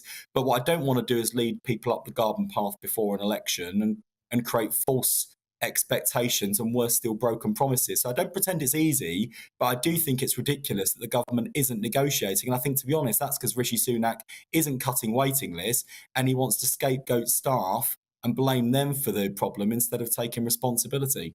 OK, just one more final one with you, if that's all right. We're just going to pivot a little bit and talk about the ongoing situation in Israel-Palestine. It's the massive news of the day, really, and will no doubt be the big news for days to come. We understand that Israel is rolling the wicket for a ground incursion there into Gaza. We have to wait and see what happens there. But, I mean, do you absolutely wholeheartedly condemn the actions of Hamas? Would you go as far as to say that they are terrorists? Without equivocation, Hamas are terrorists. Anti-Jewish racism, anti-Jewish hatred, the murder of Jews is written into the charter of Hamas, being no doubt about who we're dealing with here and what their aims are. And it's not just Hamas, it's Hezbollah, it's the Iranian regime which supports and funds this kind of activity. And we've got to ask ourselves, sat in the security and comfort of where I'm speaking to you now in Liverpool, with people at home watching in the security and comfort of our own homes, how would we respond if we had seen our friends, our family, our neighbours kidnapped, their bodies burned and desecrated? How do you square this, right, which is, I think, what many people would say is possibly the correct answer, with trying to get Jeremy Corbyn elected a couple of times? I mean, were you just biting your tongue the whole time? I certainly wasn't biting my tongue with Jeremy Corbyn. I think he has reminded us again in recent days why the British people overwhelmingly rejected him. And Keir Starmer has reminded us in recent days, with the full-throated support of the entire Labour Party, that Keir Starmer has changed the Labour Party. It is not Jeremy Corbyn's Labour Party. It is the party that once again belongs to the British people. He did. I get what you're saying, Wes, and I get that he is where he is now. But, you know, a few years ago, he was happy to sit next to Jeremy Corbyn whilst Jeremy Corbyn was pontificating about Hamas and whether or not Israel really are to blame. I find that bizarre. Should that not be a concern, Wes, for people? They can pivot like that.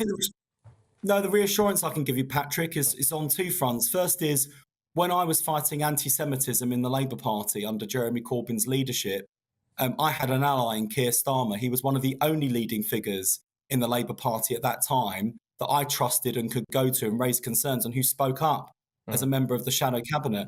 Secondly, judge Keir Starmer by his actions. When Jeremy Corbyn refused to accept responsibility for the failures of his leadership on anti-Semitism and issued a disgraceful response to the Equality and Human Rights Commission, Keir Starmer booted him out of the parliamentary party. Jeremy Corbyn will not be a candidate at the general election. Also, Keir Starmer has expelled countless racists from the Labour Party, cranks, crackpots, extremists. They're gone. And the ones that weren't kicked out cut up their membership cards because Keir Starmer said this isn't your party anymore.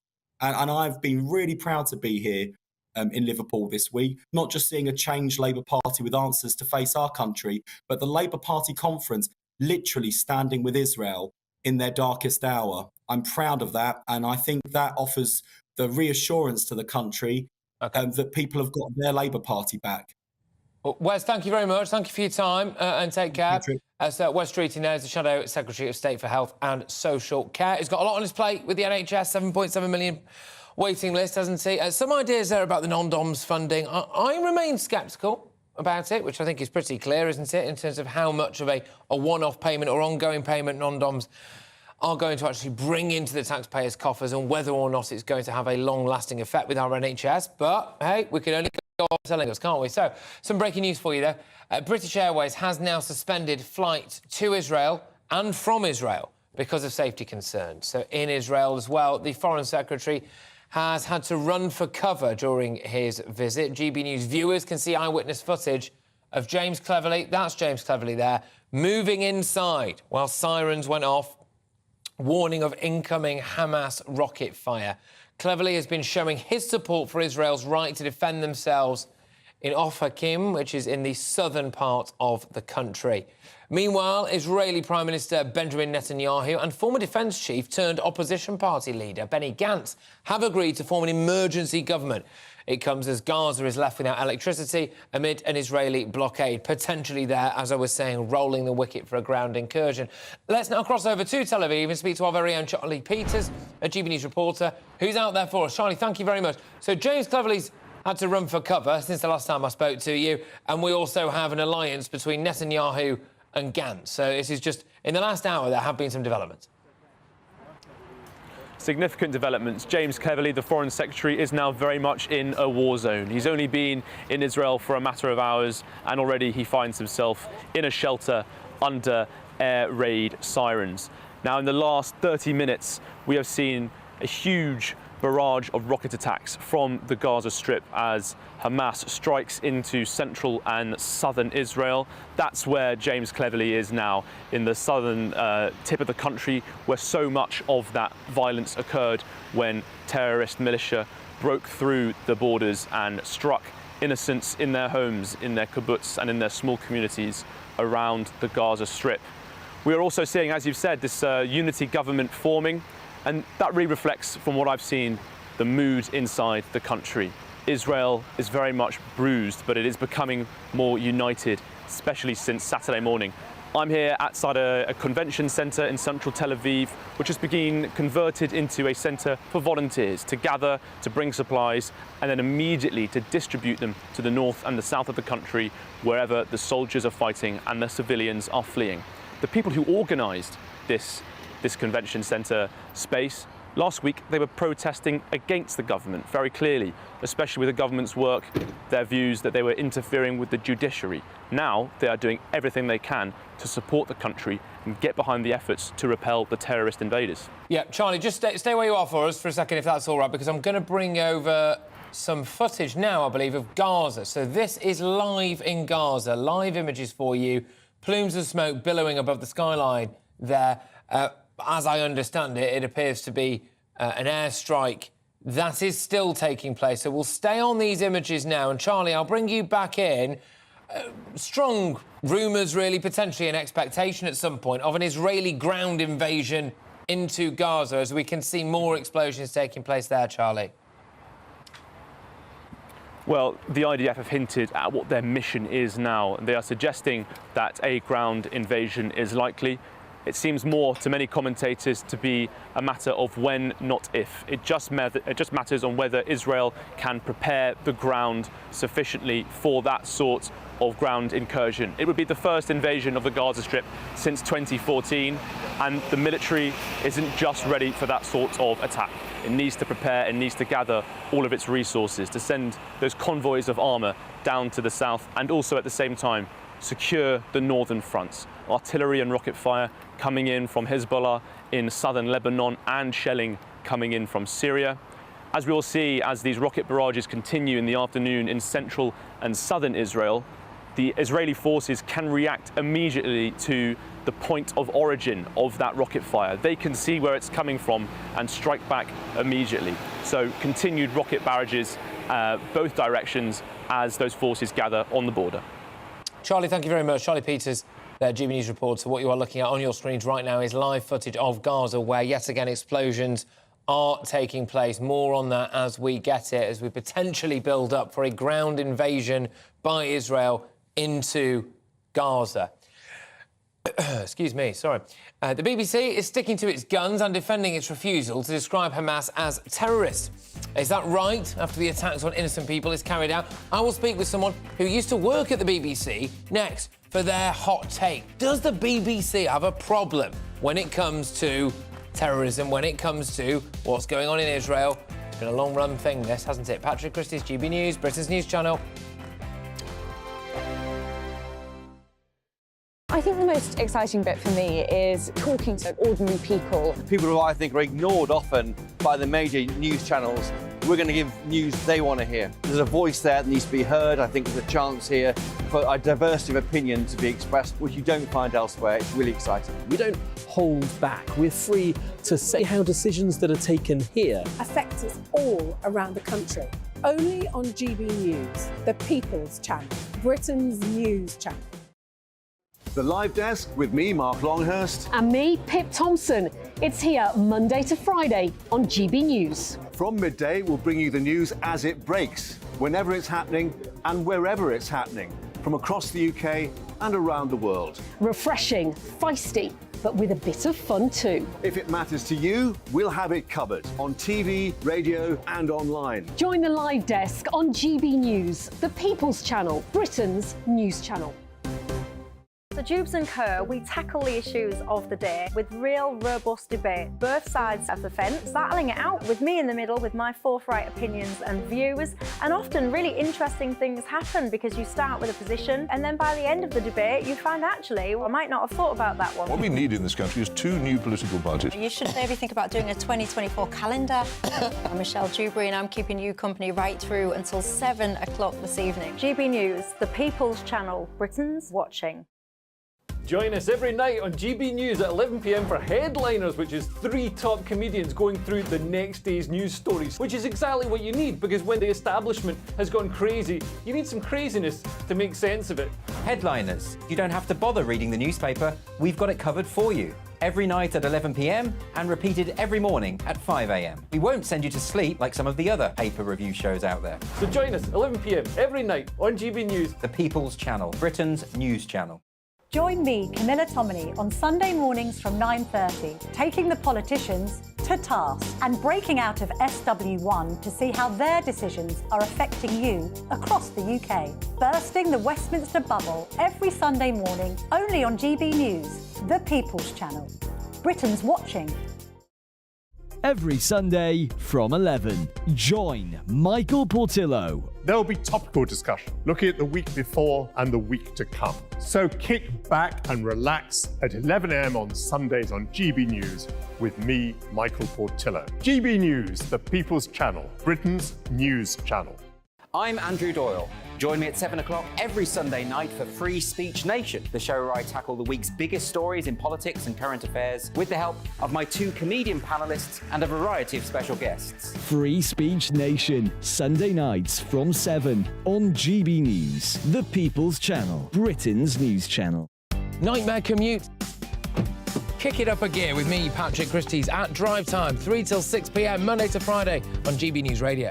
You can listen online and on DAB+, on the smart speaker app and on the GB News app.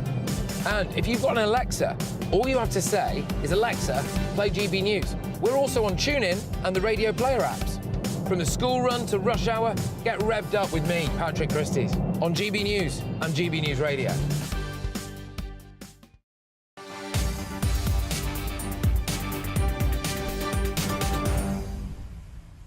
Those are live pictures of Gaza right now as smoke billows in the air above the skyline there amidst yet another Israeli bombardment. We are anticipating things to get a lot worse before they get a lot better, including Israel actually potentially launching a ground incursion into Gaza. Now, it's in response to what took place when Hamas terrorists, there we go, another explosion rains down there, as Hamas terrorists stormed into Israel.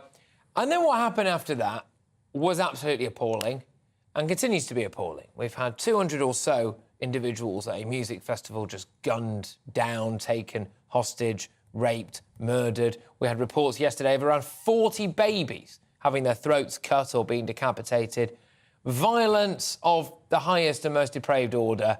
People behaving like terrorist animals, OK? But it's caused a lot of controversy, especially with the way that the BBC have handled this. Now, BBC World Affairs editor John Simpson has defended the broadcaster's refusal to describe Hamas as terrorists.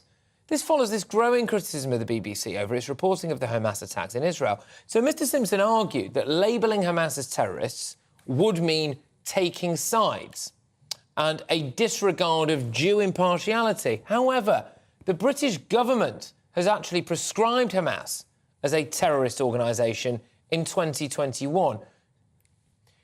Akhil Ahmed joins me now. He's the former head of religious and ethical programming at BBC and Channel 4. Thank you very much. Great to have you on the show. Akhil, do you think the BBC is right to not call a prescribed terrorist organisation a terrorist organisation?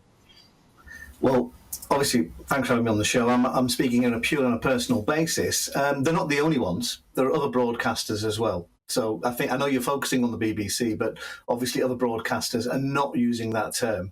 That doesn't mean that people aren't using the term on their shows, but what they've decided, what the rules or regulations are, is obviously it's very difficult to be impartial on the ground to cover things if you label people in a particular kind of way. Now, it is difficult because obviously we have a lot of emotion tied into this particular story.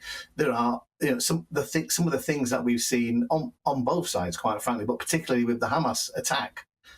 It's very hard not to be emotional about some of these things. I mean, so I can understand the kind of anger and the feeling, but obviously you have to look beyond this one event. Yeah, look, I think it completely warps the reality, though, doesn't it? I mean, you're hearing about babies being beheaded or having their throats cut, and I think you should use the word allegation with regards to that one, yeah, because obviously that story has been walked back last night, and I think there will be repercussions with regards to that story in some form or other because it hasn't been. It's an allegation, not a fact. I mean, the clips that I'm going to just talk over that because the clips that I've seen are of Israeli military and Israeli journalists and British journalists over there in that part of Israel saying that their account of what has happened is that they have been told unequivocally that is the scene that's taken place. So what we have at the moment is that one journalist said that referred to it on camera and actually has then walked it back herself, saying that actually she was told by a soldier.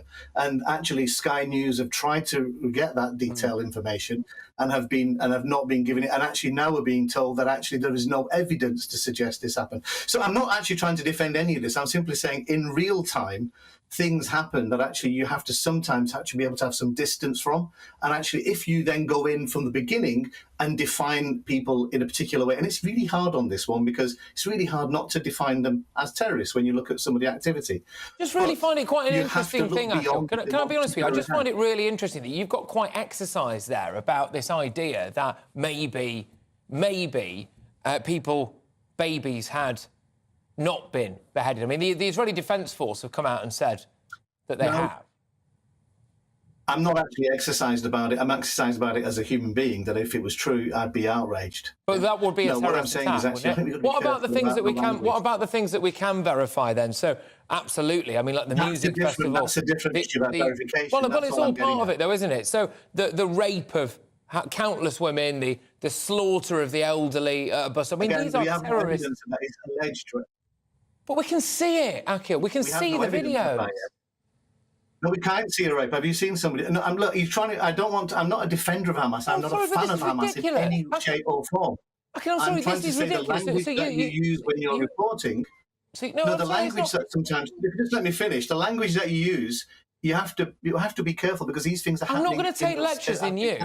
I am not going to take lectures in you on reporting on videos that we can see happening are verifiably true, like the storming of a kibbutz and what happens after that. That's on CCTV. The slaughter of people in cars, civilians in cars, elderly people at bus stops. I'm just using the word of the beheading of 40 babies and rape. We don't know about those yet. They may prove to be true. So if we know about all the others, would you then say that those are terrorist acts or not either?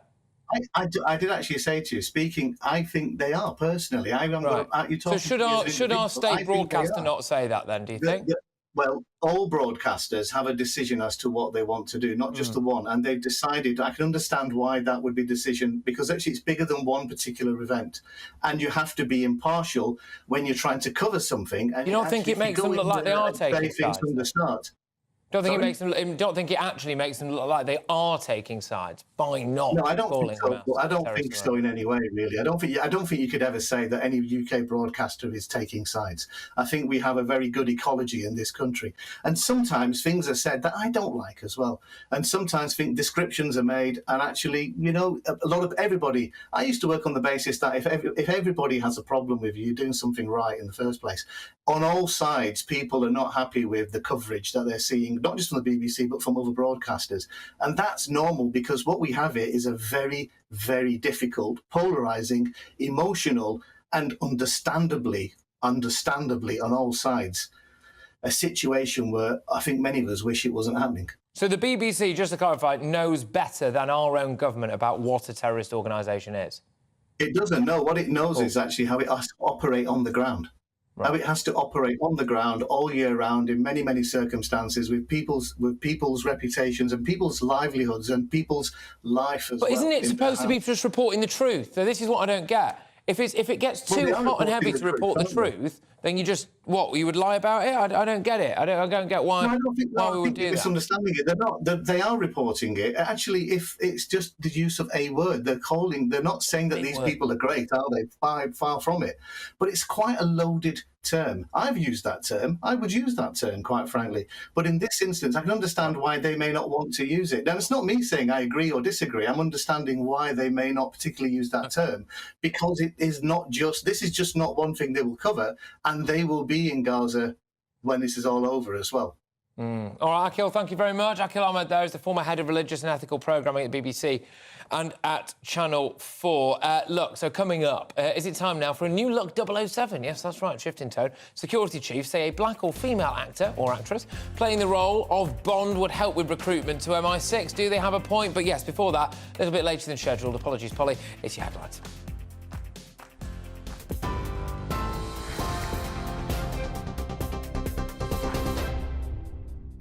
Patrick, thank you. The top stories this hour. The Israeli Prime Minister Benjamin Netanyahu has agreed to form an emergency government after talks with the former defence chief and the opposition leader in the country. It comes as the UK's Foreign Secretary was forced to dash for cover.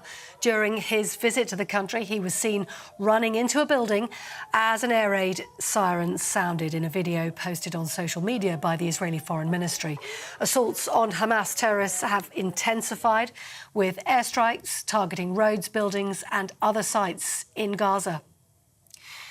Here, a local councillor has lost a High Court fight with the Home Secretary over the housing of asylum seekers on the Bibi Stockholm barge in Portland in Dorset. The vessel had been vacant since Legionella bacteria were detected on board back in August. But the Home Secretary says the barge is now safe for asylum seekers to return. And all flights at London Luton Airport have now resumed following a large fire in the terminal car park. It's believed to have been caused by a diesel-type vehicle. 5 people were admitted to nearby hospitals for smoke inhalation. Those are the headlines. More on all our stories by heading to our website, gbnews.com.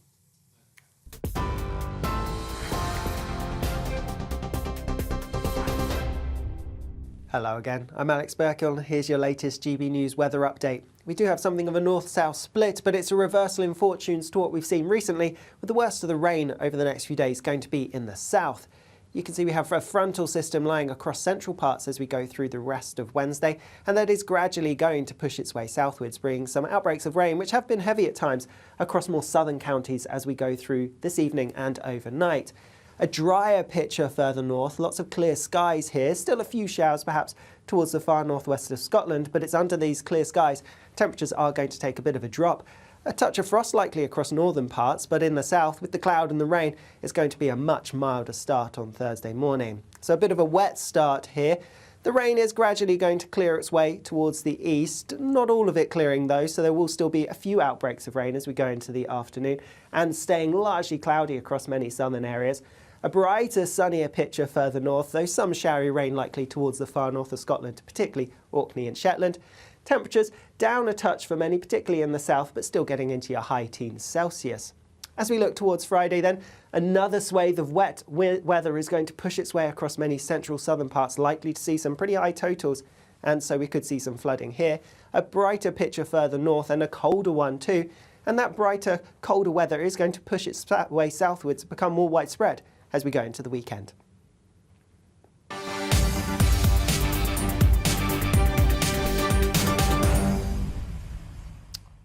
Now, how does this sound?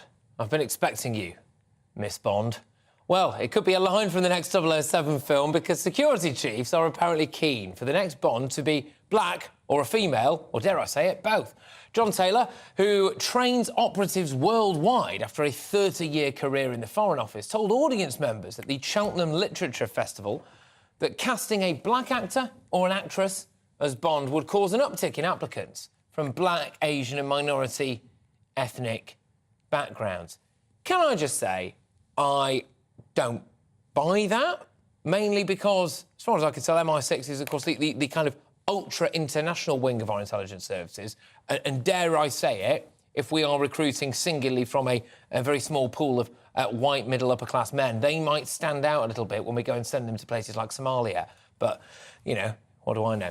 Joining me now is Rakib Hassan, who's a social policy analyst. Rakib, thank you very much. Great to have you on the show. So, do you think maybe the time has come for a black female Bond?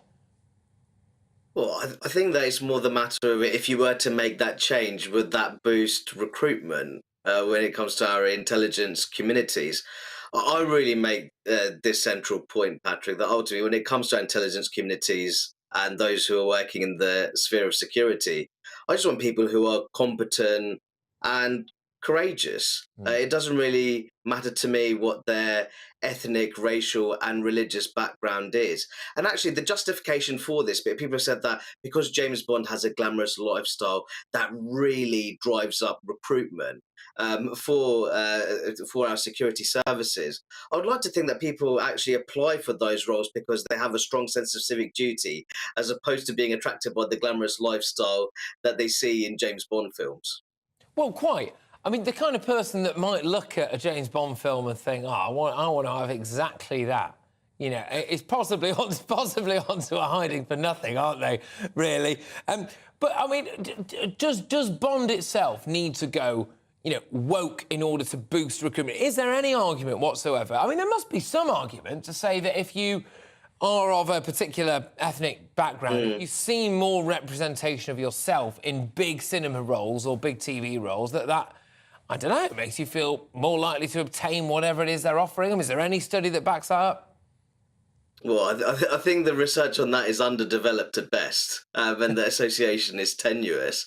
I think in terms of recruitment, there's no harm in our security services if they genuinely believe that having a more diverse pool in their workforce, that would lead to strengthen operational capabilities. Firstly, they need to do the research into that.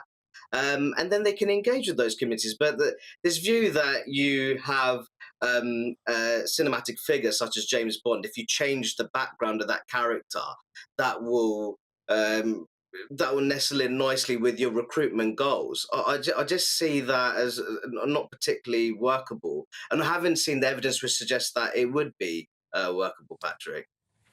Is it racist to say, oh, I just want James Bond to stay white, right? He's described as so in the books, I believe. This has always been the character. Is it just something that could just stay as it is? That is the character. It doesn't need to necessarily be embellished with different cultures or anything. You know, this is a quote-unquote stereotypically British English man here, Scottish at times, and, you know, and it should just stay that way. Well, this is very much, we're talking about a traditional British franchise, and I don't want to see it fall prey to racial identity politics. But there is an argument that if you have people who are in cinema and in the film industry, if you have characters in the security services of a different background, and that could lead to a more diverse form of recruitment for our intelligence services, which help to strengthen them, as I said. We need to see the evidence for that. Then why not just create new movie characters? Why does it have to be repackaging James Bond? Why don't you come up with a new exciting franchise with fresh characters which reflect a diversity of backgrounds? I'd see that as a perfectly reasonable option and a way to move forwards. I would as well. Rakib, thank you very much. It's always a pleasure. Rakib Hassan is a social policy analyst and a friend of the show. Now, whenever I cover topics like this, I must say I enjoy the emails that come in, gbviews@gbnews.com. Stephen's been on. He says, in relation to the potential update for the James Bond character, he says he looks forward to the day that Hugh Grant is going to play Nelson Mandela. And I agree with you there, Stephen. Although I can't help but notice, Steve, that your surname, and I don't normally do this lightly, but I'm doing it because I don't think we're going to be able to identify you personally, is Stephen King, who is a great literary mind. So if it is you, the Stephen King out there, then you can probably make this happen, my good man. So thank you very, very much. Loads of people getting in touch. Patrick, we are just being run by woke idiots. This is from David, who definitely just wants to keep James Bond as a man. We had an interesting one in from a lady called Nita, who didn't mind what ethnicity Bond was, just as long as it remains a man. She says, a female would simply not take off. That's Nita's view. That's Nita's view. It would be fascinating, wouldn't it, to just see what the gross at the cinema would be. Could, a massive budget film, a massive budget franchise like the Bond franchise really take that kind of risk? I'm not sure. But moving on, coming up, are Harry and Meghan eco-hypocrites? Look, they bang on about the environment, but have travelled, apparently, to a mental health festival just a block away from their New York hotel in an entourage of 7 vehicles. 7! I'm Patrick Christys on GB News, Britain's news channel.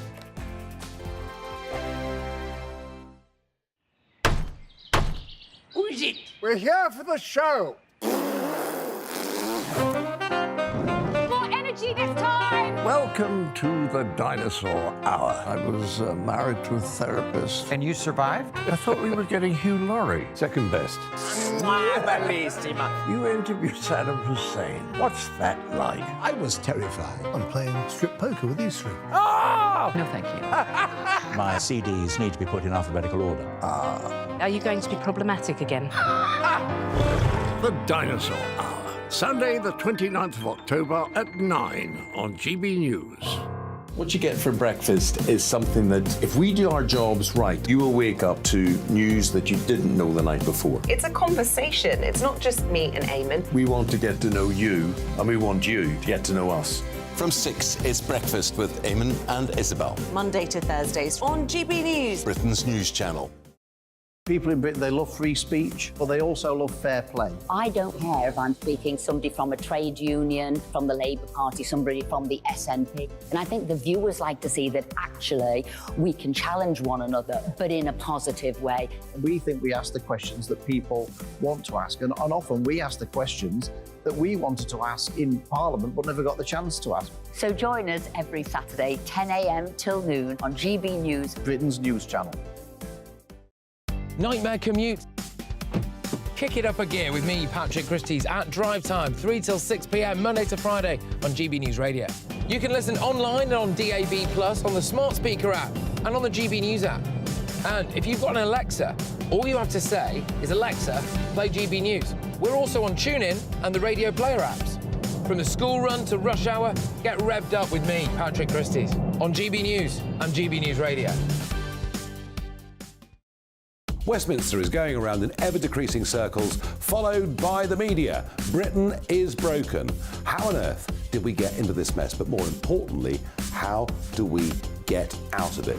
Join me at 7 p.m, Mondays to Thursdays on Farage, here on GB News. We will have open, rational debate. We've got to work out how Britain moves forward from this. Join us here on GB News, the People's Channel. Britain is watching. Join me, Andrew Pearce and Bev Turner, Monday to Thursday, 9:30 a.m. Who benefits from that? Not the British public. And on Fridays, join us, Tom Harwood and Ellie Costello from Britain's Newsroom. That's what you get with this show. That's fantastic. If it's happening, we're talking about it on Britain's Newsroom. GB News, Britain's news channel. GB News, unlike other broadcasters, isn't obsessed with the London-Westminster bubble. We think there's a nation beyond the M25, and that's why we talk about the issues that matter across the land. Join me on State of the Nation, 8 to 9 o'clock, Monday to Thursday on GB News. Daisy's listening, and you should too. Now then, Lee Anderson here. Join me on GB News on my show, The Real World, every Friday at 7 p.m. I'm not eating bloody cat. Are you Delicious. mental? Put in your mouth. OK, here comes a train. Reminds me of the scene in Singing in the Rain. Adam, is that a good one? Whoa! Join me at 7 on GB News, Britain's news channel.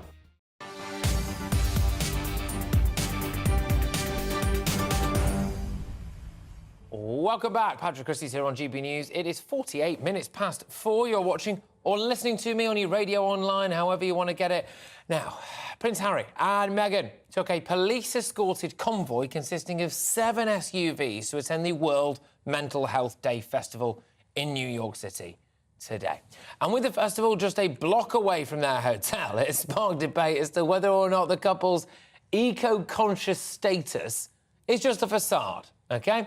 It's the first time the couple have been seen together since their alleged car chase back in May. So there we go. Joining me now is the former royal correspondent for The Sun. It's Charlie Ray. Good stuff. Yeah, look, I mean, one could be forgiven, I think, for thinking that maybe the climate emergency isn't that much of an emergency for Harry and Meghan, given the old SUV treatment that they've got. It's an utter farce, Patrick, an absolute farce. I mean, this is a 7-car convoy who had to travel 200 feet to the event that they were attending. It is absolutely ridiculous. And they were under escort as well with the NYPD. And we all know what happened in May when they were claiming that there was an almost catastrophic car accident, chase, whatever else, which turned out not to be a catastrophic car accident chase.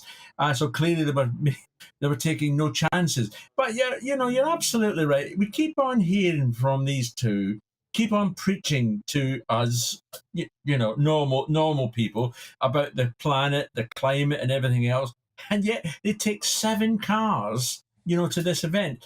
And in contrast, we've got the Prince of Wales and the Princess of Wales turning up at a similar event in Birmingham. And guess what? They didn't need a 7-car convoy. In my opinion, they're much more important than the Harry and Meghan. I suppose they will say, look, in America, loads of people have got guns. We are a high-profile target. Maybe the police took this out of our hands, and that's why we had to travel in 7 armoured SUVs to 200 feet down the road. Maybe that's what they'd say. Yeah. Don't apply for the job as their PR, Patrick, because it's not going to work. You feel a bit forced, yeah.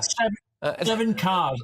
I would give them 3 vehicles with Right. under NYPD, but not 7. There is no way, no justification for 7 vehicles.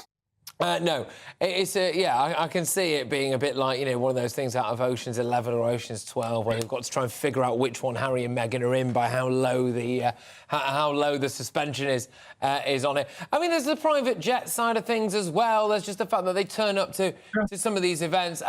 Do you think that it is just out and out hypocrisy, or is it good that they're at least raising awareness of causes? I mean, hey, look, I am now in a roundabout way talking about the fact that, it was a mental health event that they were at, and maybe some people now will be more inclined to get their mental health looked at as a result. Sure. Well, no. And you're absolutely right. The fact that they were attending a mental health event is important, as was the Prince and Princess of Wales here in the UK, because it's an important issue. And, I've read the stuff, and apart from the 7-car convoy, there is some good stuff in both sets of the royals dealing and talking with people who are suffering from mental health. So from that point of view, yes, it is important that they turn up to these events, and it's important that it's on an agenda somewhere and we have people talking about it, because it is very, very important. But what's not that important is these 2 clowns from Montecito telling us what to do about flying and not travelling in jets and everything else, when they have private jets and they're using... I mean, honestly, Patrick, I just still can't get over the fact... I think there should be a limit, right? So a limit on if your carbon footprint is above a certain level, you should lose the right to ever lecture anyone about the environment. And I dare say that Harry and Meghan's carbon footprint is akin to that of, a rather small nation at times. And, you know, mine certainly isn't. I don't know about yours, and the vast majority of other people are certainly not. They could also afford to pay for a load of the upgrades in people's houses that everyone likes to bang on about, don't they? Whereas the vast majority of the people who will be affected by them cannot. I don't know about you, Charlie. I can't just drop an extra 15, 20 grand on a new electric car. I don't really want to have to get a heat pump instead of a boiler. Again, I wouldn't have the cash just lying around for that. I dare say the vast majority of other people don't as well. And I don't think I should be lectured to, but I've never been on a private jet. I'm happy to never go on a private jet in my life. It's very nice, Patrick, I can assure you. It's very nice and very luxurious. Yeah, the minibar's great. Anyway, Charlie, we'll have to leave it there, my good man. Thank you very much. Great to have you on. Yeah. Charles Ray there, former royal correspondent at The Sun. Right, OK. So, look, what do you make of that? Do you think it's all just a little bit of a facade with Harry and Meghan when they claim to care about the environment, and then you see them wandering around there in 7 big cars? But Labour leader Sir Keir Starmer is speaking to our political editor very, very shortly. Yes, that's right. So we've been keeping this one quiet, but now I can tell you, I can release this information to the nation.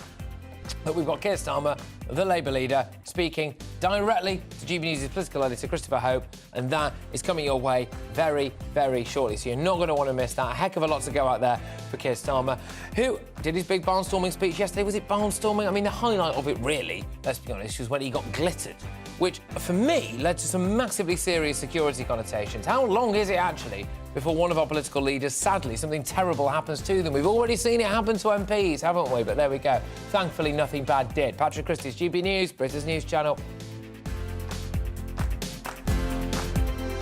Hello again, I'm Alex Burkill. Here's your latest GB News weather update. We do have something of a north-south split, but it's a reversal in fortunes to what we've seen recently, with the worst of the rain over the next few days going to be in the south.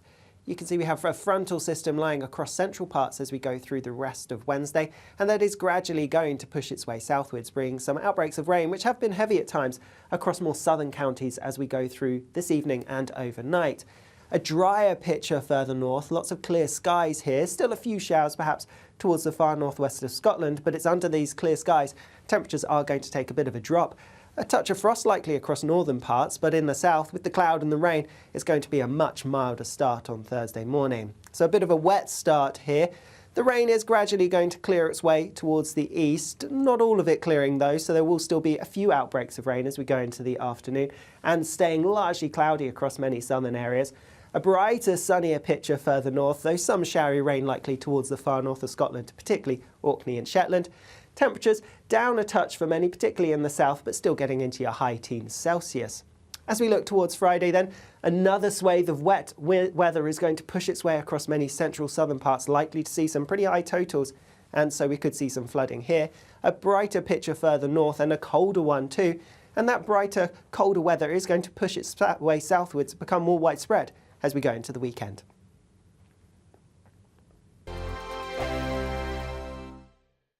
I think the most exciting bit for me is talking to ordinary people. People who I think are ignored often by the major news channels.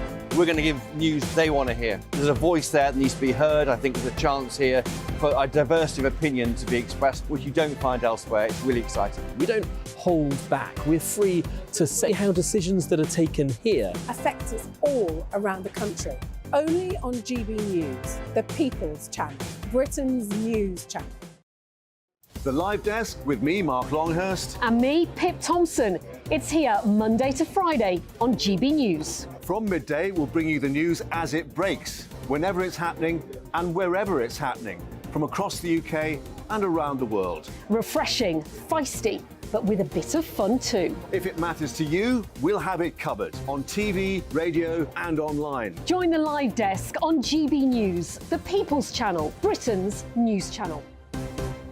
So Jubes and Kerr, we tackle the issues of the day with real robust debate, both sides of the fence, battling it out with me in the middle with my forthright opinions and views. And often really interesting things happen because you start with a position and then by the end of the debate you find actually, well, I might not have thought about that one. What we need in this country is 2 new political parties. You should maybe think about doing a 2024 calendar.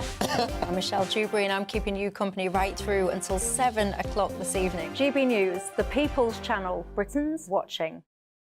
Join us every night on GB News at 11 p.m. for Headliners, which is 3 top comedians going through the next day's news stories, which is exactly what you need, because when the establishment has gone crazy, you need some craziness to make sense of it. Headliners. You don't have to bother reading the newspaper. We've got it covered for you. Every night at 11 p.m. and repeated every morning at 5 a.m. We won't send you to sleep like some of the other paper review shows out there. So join us 11 p.m. every night on GB News. The People's Channel, Britain's news channel. Join me, Camilla Tominey, on Sunday mornings from 9:30, taking the politicians to task and breaking out of SW1 to see how their decisions are affecting you across the UK. Bursting the Westminster bubble every Sunday morning, only on GB News, the People's Channel. Britain's watching. Every Sunday from 11, join Michael Portillo. There will be topical discussion, looking at the week before and the week to come. So kick back and relax at 11 a.m. on Sundays on GB News with me, Michael Portillo. GB News, the People's Channel, Britain's news channel.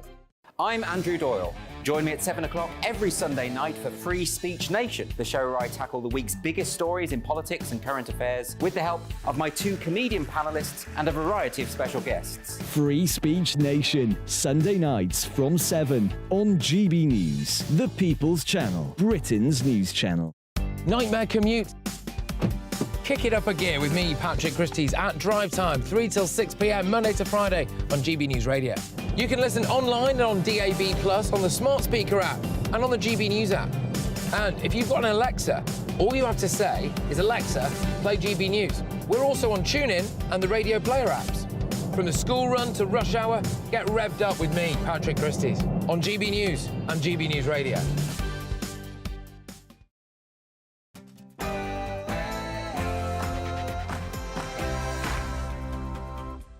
It's 5 p.m, it's Patrick Christys, it's GB News, and we're going in this hour with this very special interview, Sir Keir Starmer's interview with our political editor, Christopher Hope. I'll be bringing that to you in just a matter of moments. In other news, though, we're also going to be talking about the latest in Israel. A lot of noises coming out of what's taking place there at the moment. We will bring some kind of clarification for you, but it does look as though violence has properly erupted yet again this evening in Israel. So more information on that shortly. I'm also going to be talking about this, yes, deny asylum to Hamas fanatics. I think it's pretty straightforward, isn't it? I've seen a lot of footage, and I'll show that footage to you, of people in refugee/asylum camps on one of the Greek islands there, all chanting in favour of Hamas, all chanting in favour of the atrocities that have been taking place in Israel. Surely these people cannot just go on to be distributed out around Europe and potentially get into small boats and find their way into Britain. One more for you this hour, I think, haven't we, as well? Yes, that's right. Is it time for a black female James Bond? Well, according to a former Foreign Office bigwig, it is time, because it would boost recruitment to MI6 from a variety of different genders and ethnic backgrounds. Patrick Christys, GB News.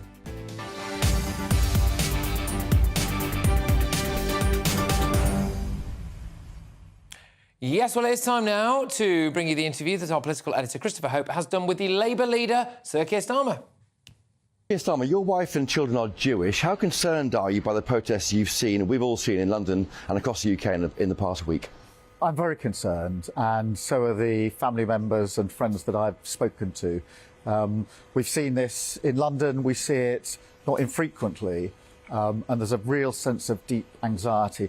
Obviously, in relation to the events in Israel, the appalling, shocking events, cold-blooded murder of men, women and children. And it's terrorism, and Hamas bears the responsibility, but huge amount of anxiety. So on to your speech here in Liverpool. You mentioned Brexit in your speech just once, but you said here in 2018 at the party conference that you weren't ruling out a second referendum. If you're Prime Minister, if you're elected Prime Minister, you'll be renegotiating the trade and cooperation agreement in 2026. What will you do with that? Will you try and get the UK more closely aligned to the EU? Would you even try and reverse the result in 2016 and go back into the EU? We will not try to reverse the results. We do not intend to go back into the EU, and for that matter, into the single market or the customs union. That doesn't mean I don't think we can improve on the deal that we've got. And I think whether you look at security, whether you look at arts and innovation or trade, almost everybody thinks there's room for improvement. We saw that to an extent in the protocol that the Prime Minister renegotiated earlier this year. But we're not arguing, we're not making the case there is no intention to return to the EU. And do you get Brexit? Do you understand why the vote happened? Do you understand the reason for Brexit in the first place? I think behind the vote was a deep sense across the country of an inability to influence things in their own lives, their own communities. And that's why yesterday was so important for me to set out a case which said, look, we've had 13 years of decline. Now I'm putting on the table 10 years of national renewal. It's also why you may have noticed I reached outside of the conference hall into the country and invited Conservative voters, people who voted for other parties, to join us to make this clear that this is a national project. Everybody who cares about their country, cares about the future of their community, is welcome to join us in what will be a national project. You said in your speech you're proud to be working class, but you don't like being called Sir Keir in Parliament. What's the problem now? Well, there's no problem. I'm very proud of my upbringing, and the story I was telling yesterday about working class aspiration is really the story of my life, which is starting, from modest beginnings. We had trouble making ends meet as a family, but I had opportunity to go on a journey that took me to standing here with you as leader of the opposition. I want every young person to have that opportunity. But you're now called Sir Keir Starmer. That makes you look quite out of touch to the average person. Well, is that the problem? Is that why you worry about it? I was knighted for my services to criminal justice because I was the Director of Public Prosecutions for 5 years, and the staff who worked for me, I had 7,000 staff, were very proud to see that through that their work was recognised. So I'm very proud for them of what we achieved.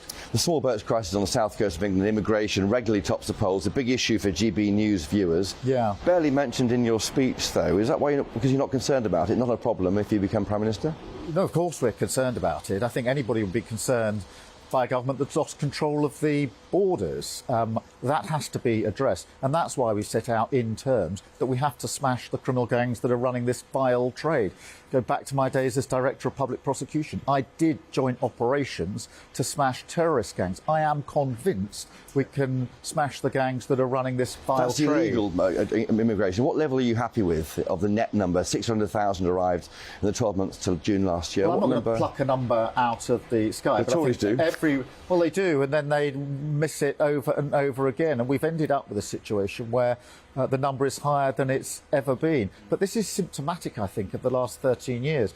One of the challenges that we laid down for the Tories yesterday is tell us what your record is, because if you've got a record after 13 years, you should be telling the country what it is. So that's why I contrasted them with our project, which is actually, let's not just fix the country, let's go on this journey of national renewal. And I can't stress enough, it's a national journey. It is cross-party. Those that have lost faith in the party they are voting for are welcome to join us in this national project. In your speech, you talked about a competitive tax regime. Yeah. Does that mean the Labour government could cut taxes? Well, I said competitive tax What's it mean? regime. Well, look, we've got the highest rates of tax that we've had since the Second World War under this government. So all we've got from this government is high tax and low growth, and that is the wrong recipe for the country. Competitive, of course, but my focus is on growth and growing the economy. And that was will the tax burden right come through down? my speech. Will the tax burden come down under Labour? I'd like the overall burden, particularly on working people, to come down, but obviously we will operate, of course, and always within our fiscal rules. Yeah. Just on the glitter bomb. I know it's a serious issue, but call it a glitter bomb. Have the security apologised to you for letting you down? Frankly, my focus was on delivering that speech, and many people have said to me, what was going through your head? And I'll tell you what was going through my head. It was, I have worked for 4 years to get this Labour Party to a position where we can face the country and address the country, and I wasn't going to be put off by some idiot who came on the stage. It's why I took my jacket off, rolled up my sleeves and got on with delivering the speech that I've been waiting a long time to give. Well, Sir Keir Starmer, we're getting wet in the rain here. Thank you for joining us. Thank you. Thank you for your time. Well, Christopher Hope joins me now, our political editor. Hot-footed it back from the interview with Sir Keir Starmer. Yeah, some of the highlights for you then, Nat. Well, I was trying to draw out from him, with a lot of interviews today, about what he would do for our viewers on tax, and he said he would try and cut taxes off the working people. And that is, I see that as our viewers, and I think that might put pressure on the Tory party to go where they are. They're nowhere on tax. They're saying we're going to bring down inflation, biggest tax cut they can give to working people. But I think, you know, if they start showing some leg on tax cuts, Labour, it puts the Tories into an even worse position than they are already in terms of taking further ground from the middle. On Brexit, I had to ask a question on Brexit. No intention, we don't intend to go back in. No intention of going back in. Now, you've been around politics as long as I have, Patrick. Intention and intends are not saying no. Yeah, that's quite big, actually. He didn't say no. He could have just said no. Yes, well, they say their big point is they get the sovereignty idea that the UK Parliament is sovereign, and that's where it goes towards the issue of ECHR, which we didn't talk about, the idea of bringing back all powers over our laws to Britain. But I think the idea that is going to be a big issue at the next election. You also didn't go anywhere near what net level of migration you're happy with. So 600,000 people came here in the year to June last year. Is that a good number, a bad number? You know, Suella Braverman wants to do tens of thousands. Treasury wants hundreds of thousands because it's good for the economy. What's his number? He wouldn't say. So, yet again, we're trying to get information out here for the viewers. Yeah, no, indeed. And he's called Sir Keir Starmer, of course. And I'm always obsessed by that. He got his knighthood because he was the DPP. He ran the prosecuting service in this country. And I think if you talk to people, you know, it's a barrier between connecting with people if you're a knight, particularly if you're, you know, Labour leader. But he talked about his pride of getting it. Well, I thought the way you opened up there was quite interesting because his wife and children are Jewish. Yeah, Victoria's wife. Children aren't named. No. That's a privacy issue, no problem there. But they are raised in the Jewish faith. He doesn't like to work on a Friday night. So he gets the idea of he's part of that But that makes it remarkable for me that he was able and willing to try to get Jeremy Corbyn elected, not once. Well, he's answered those questions. He was trying to reform from within. He thought it was better off being inside, not outside. Having been 4 days at Labour conference, I was so struck by the minute silence that Angela Rayner asked for in the hall. Nothing happened. It was perfectly observed. The David Lammy statement about Israel, they can go and get their hostages. He did then go and speak at a Palestine event. Well, he wasn't. Yes, that because you know you can. It's different between Hamas is different to Palestine. Yeah. Yeah. Okay, let's be quite clear about that. And the people in Gaza who, you know, Hamas have done what they've done, not necessarily with the consent of those of people living in Palestine, and it's complicated. But I think they have passed that test, and that test would not have been passed.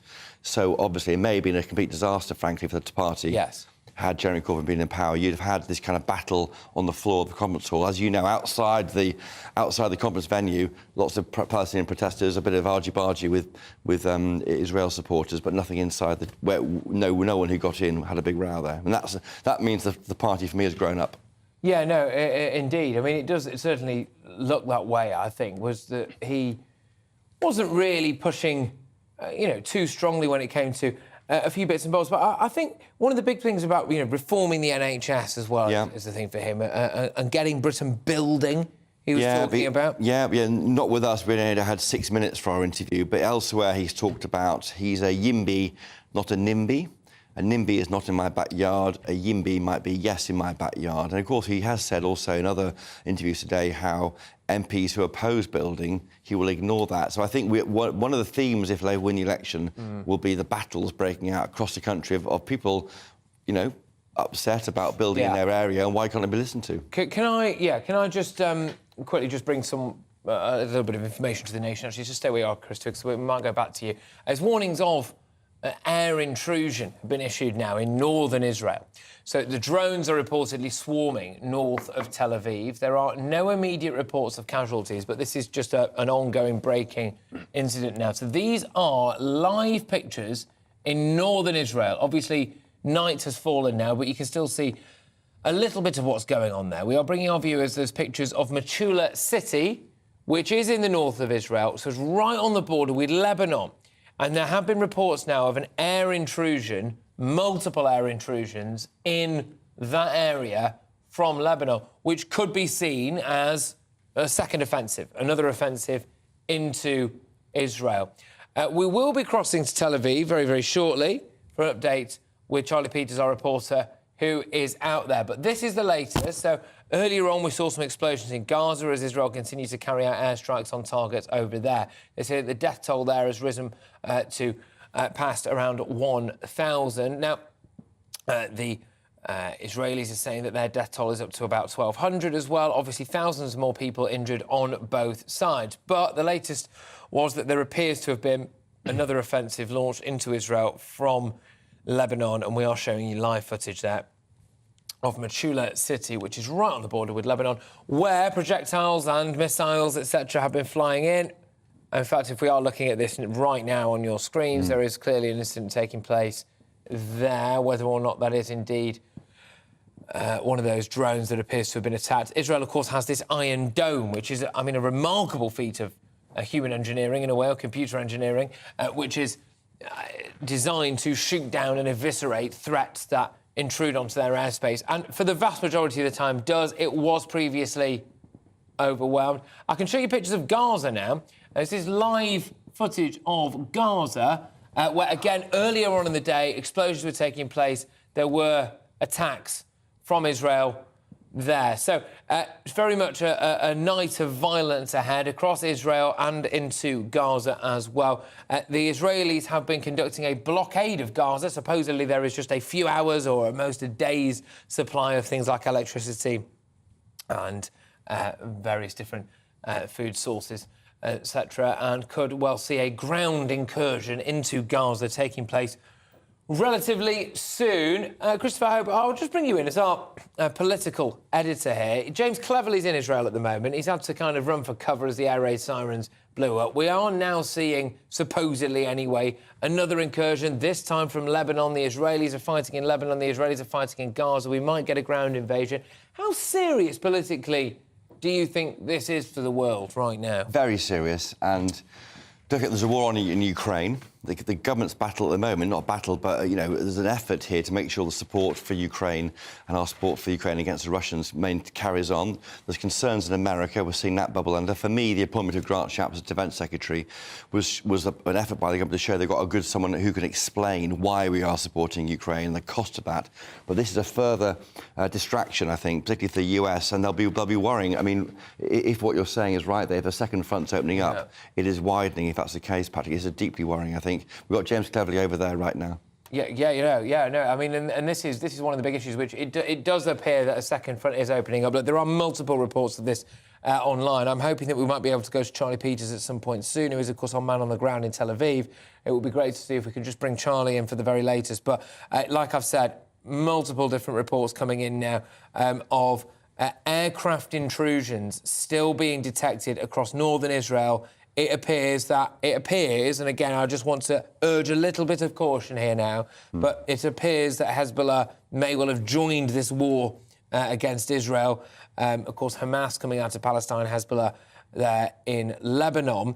Israel has now urged its citizens in the north to shelter after hostile aircraft have entered from Lebanon. This, quotes, hostile aircraft is still a little bit vague. Could we potentially just go back to those shots of northern Israel, if possible, just to see, because these are Gaza at the moment, so we kind of know what's happening in Gaza there at the minute, which is not a huge amount. So if we go back to northern Israel, which is where, from what the reports are saying, they have detected numerous different hostile aircraft. Not much more detail as to exactly what that means at the moment. I'm also getting reports in now of Israelis running for cover in the city of Haifa after Hamas fired a large rocket barrage towards the city. So, again, a picture emerging here of another coordinated attack on Israel. And, yeah, lots of different reports coming through now. When I come back, I'm going to take you to Tel Aviv, where Charlie Peters will be joining us. He is our man on the ground over there. So this is ongoing big breaking news here, so we're going to roll with it. I'll see you in a sec. Patrick Christys, GB News, Britain's News Channel.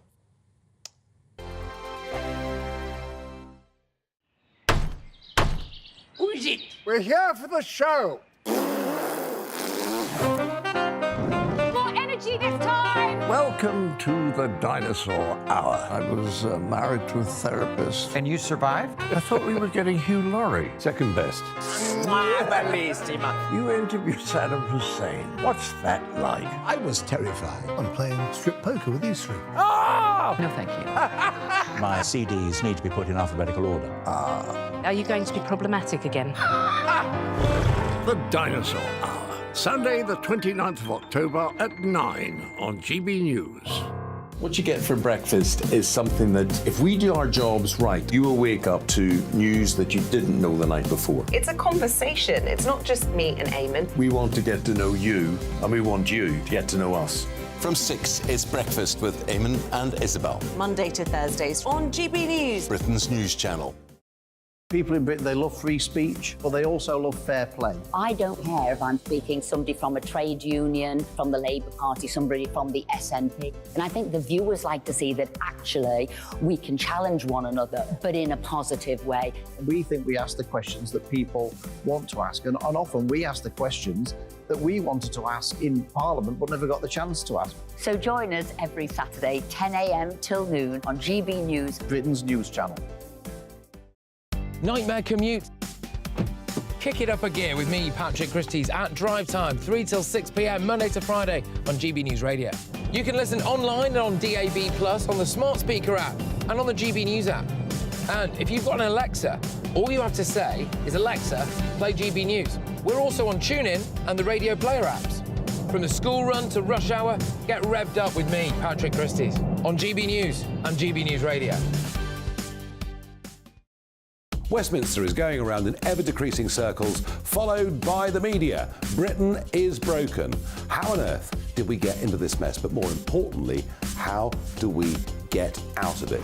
Join me at 7 p.m, Mondays to Thursdays on Farage, here on GB News. We will have open, rational debate. We've got to work out how Britain moves forward from this. Join us here on GB News, the People's Channel. Britain is watching. Join me, Andrew Pearce and Bev Turner, Monday to Thursday, 9:30 a.m. Who benefits from that? Not the British public. And on Fridays, join us, Tom Harwood And Ellie Costello from Britain's Newsroom. That's what you get with this show. That's fantastic. If it's happening, we're talking about it on Britain's Newsroom. GB News, Britain's news channel. GB News, unlike other broadcasters, isn't obsessed with the London-Westminster bubble. We think there's a nation beyond the M25, and that's why we talk about the issues that matter across the land. Join me on State of the Nation, 8 to 9 o'clock, Monday to Thursday, on GB News. Daisy's listening, and you should too. Now then, Lee Anderson here. Join me on GB News on my show, The Real World, every Friday at 7 p.m. I'm not eating bloody cat. Are you Delicious. mental? Open your mouth. OK, here comes a train. Reminds me of the scene in Singing in the Rain. Adam, is that a good one? Whoa! Join me at 7 on GB News, Britain's news channel.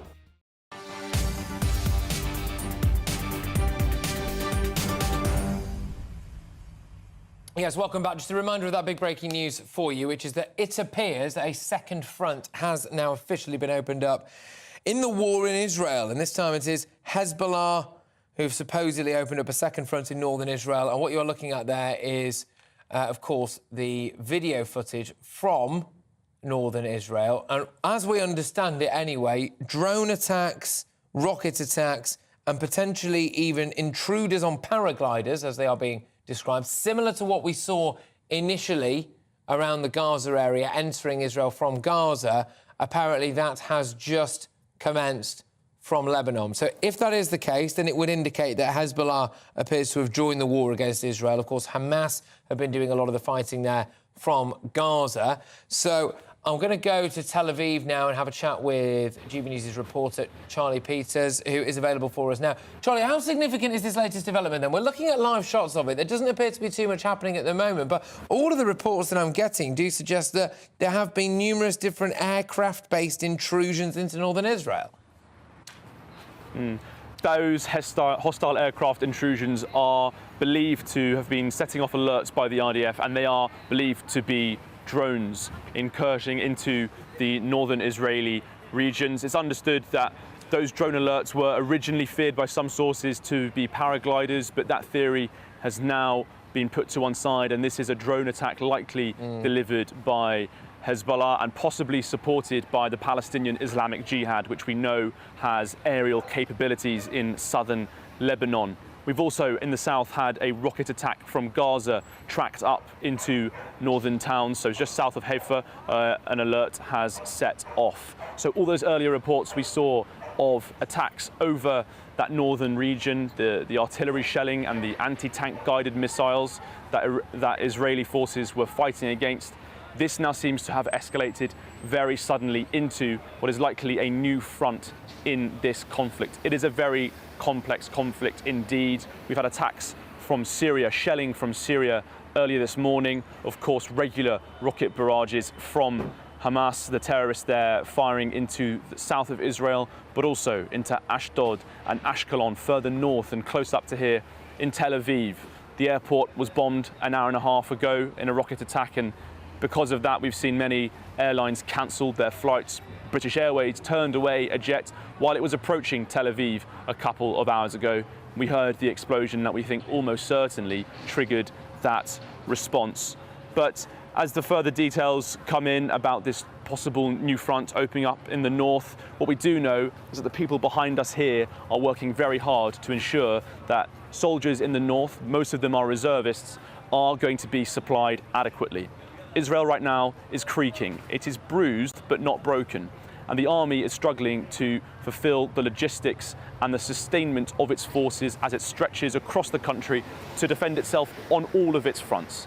So civilians have stood up to meet the needs of the army. Now, people here have been sending up boxes constantly filled with basics, but also with batteries. Soldiers in the north need to charge their equipment, need to charge their phones, need to be able to keep their radios going and keep in contact with people further south. Just now we saw a police officer. He just finished his duty. He's now driving to Ashkelon, about 30 kilometers south of here, where rockets have attacked, in order to drop off supplies. The soldiers are relying on civilian support, but this is a time of great unity for Israel, and everyone here is very, very keen to step up and do their bit. Charlie, we hear a lot about a blockade of Gaza.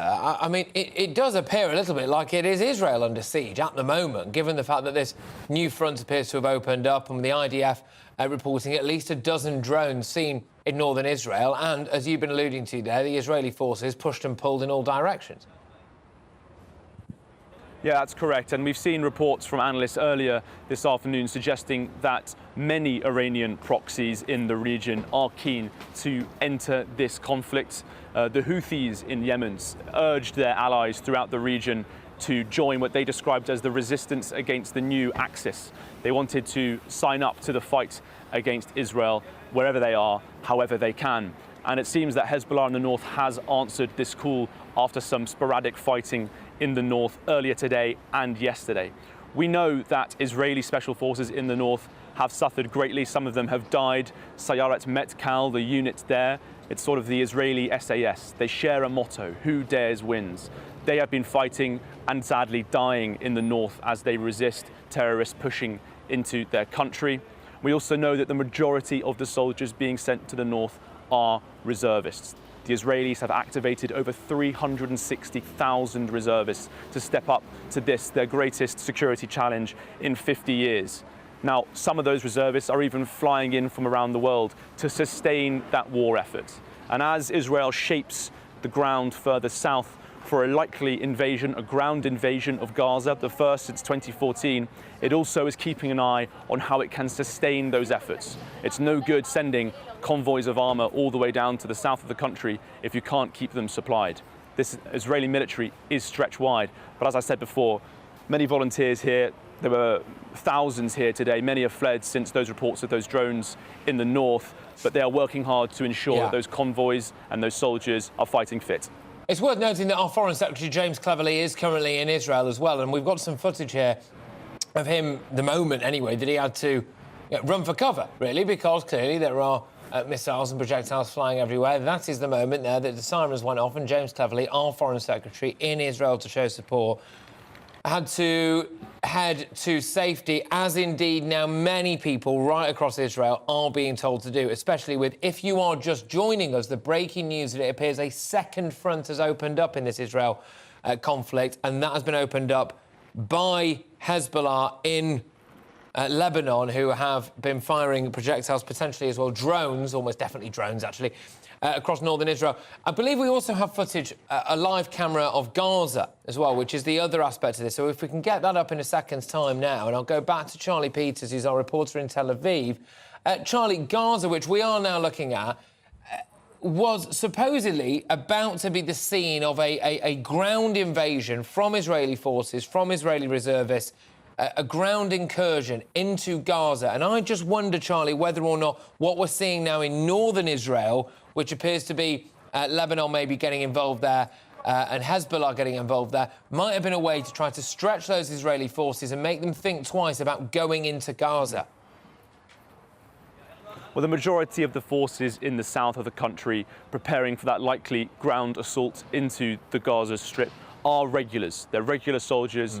They've been training regularly for this occasion, whereas the north is being sustained in its defences mostly by reservists, many of them drawn from around the world. But IDF commanders I've spoken to and sources close to the IDF have said that it will take more time to prepare for a ground invasion. It's only 5 days since this war began, and invading the most densely populated place on Earth is not something you can do reactively, especially, as you say, when they are facing so many different crises across the country, in the north and in the border with Syria to the east. This is a very delicate situation, and it's clear that the Israeli military has pressed the big red button and has got as many of its forces here as possible to deal with all and any situation that it may face. But one of the situations it may face is one of their own making. This is the mission they are talking about, the mission they are alluding to, that ground invasion. Last night we saw the Americans supply new munitions to southern Israel at an airport there, munitions that are likely to be part of that new force pushing towards the Gaza Strip. And I think it's really important to talk about the diplomatic efforts here, the international nature of this war, as you've mentioned with James Cleverly currently in southern Israel, taking shelter earlier today. I think it's probably the case that Britain is here more in a case of solidarity than support. What Israel needs, Britain cannot really provide. We've already sent so many munitions, tanks, artillery pieces, and bullets over to Ukraine. We don't really have so much even at home. There were reports earlier that munitions training in Britain was being paused because we just didn't have the supplies. It's America that's going to make the difference here, and so far it's America that is providing those munitions for that likely assault into the Gaza Strip. Yeah, absolutely. It's such a morbidly fascinating moment geopolitically, because we have been stretched with Ukraine and we went all in on Ukraine, didn't we? And now here we are. I think initially people thought, oh gosh, what happens if China decides to make some inroads into Taiwan? Well, now look at what's happening. This is what's going on in Gaza. You are watching, if you're just joining us, by the way, that was live footage from Gaza. Obviously, night has fallen there, so difficult to tell exactly what's going on, but, you know, a pocket of light. The other big news, the big breaking news that we've had in the last few moments is that there appears to be an ongoing invasion of Israel from the northern front near Lebanon. There are several drones reported, and those hostile aircraft, as they'd been called. No reports of any casualties just yet, but clearly now multiple different fronts. That is northern Israel for you there. We'll go back to that as and when there is any more action. But an IDF, Israeli Defense Force source, saying that at least a dozen drones have been seen in northern Israel, which would imply anyway that Hezbollah has almost officially joined this war. So I'm Patrick Christys on GB News. We are Britain's news channel. I'm going to get you your update now from Polly Middlehurst.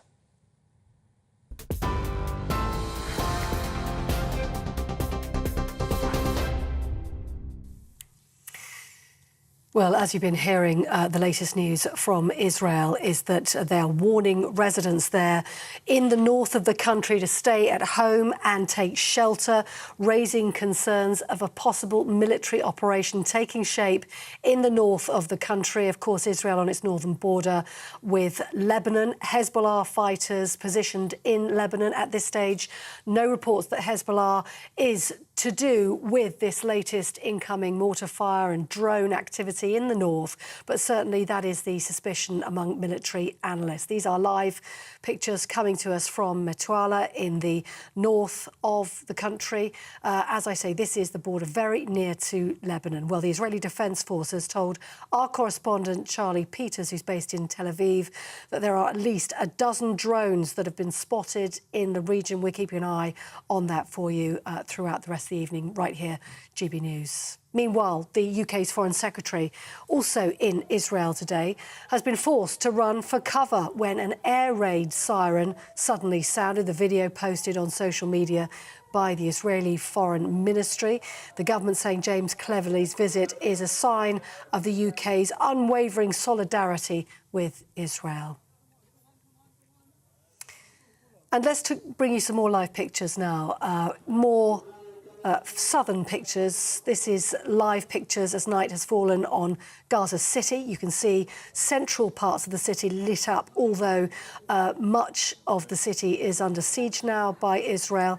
And we know that the power station failed earlier on in the day and that they are struggling to keep power supplies going. We also know the UN chief, Antonio Guterres, says crucial life-saving supplies, including food and water, must be allowed into the Gaza Strip. Those are the latest news headlines. More at gbnews.com.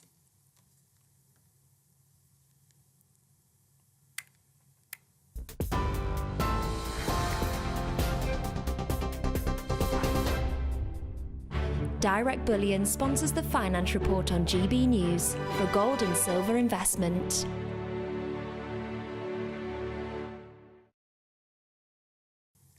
Well, let's see how world events are affecting the markets right now. The pound buying you $1.2299 and €1.1591. The price of gold, £1,525.81 per ounce. And the FTSE 100 today has closed at 7,620 points. Direct Bullion sponsors the Finance Report on GB News, investments that matter.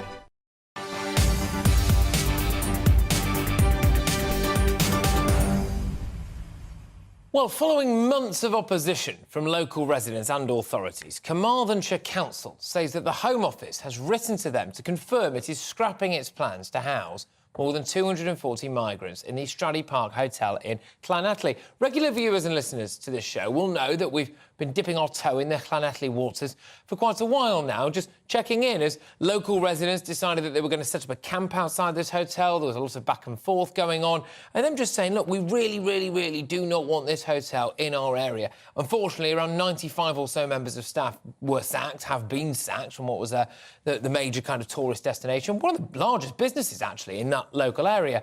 Well, the proposals did spark fury from local residents. They frequently clashed with police over the past few months. I think the local residents might say the police had clashed with them a little bit more, but I suppose it depends which side of the fence you're on, doesn't it? The council's leader, Darren Price, welcomed the scrapping of the plans, saying that it was the right decision for the community and was time for everyone to heal from the experience and quite possibly make sure nothing like this ever happens again. Joining me now is Llanelli Town Councillor Amanda Carter. Amanda, thank you very much. Great to have you on the show. A victory for people power, then, is it? It looks like it, because without the people going there and doing what they did, I don't think we would have had victory at all.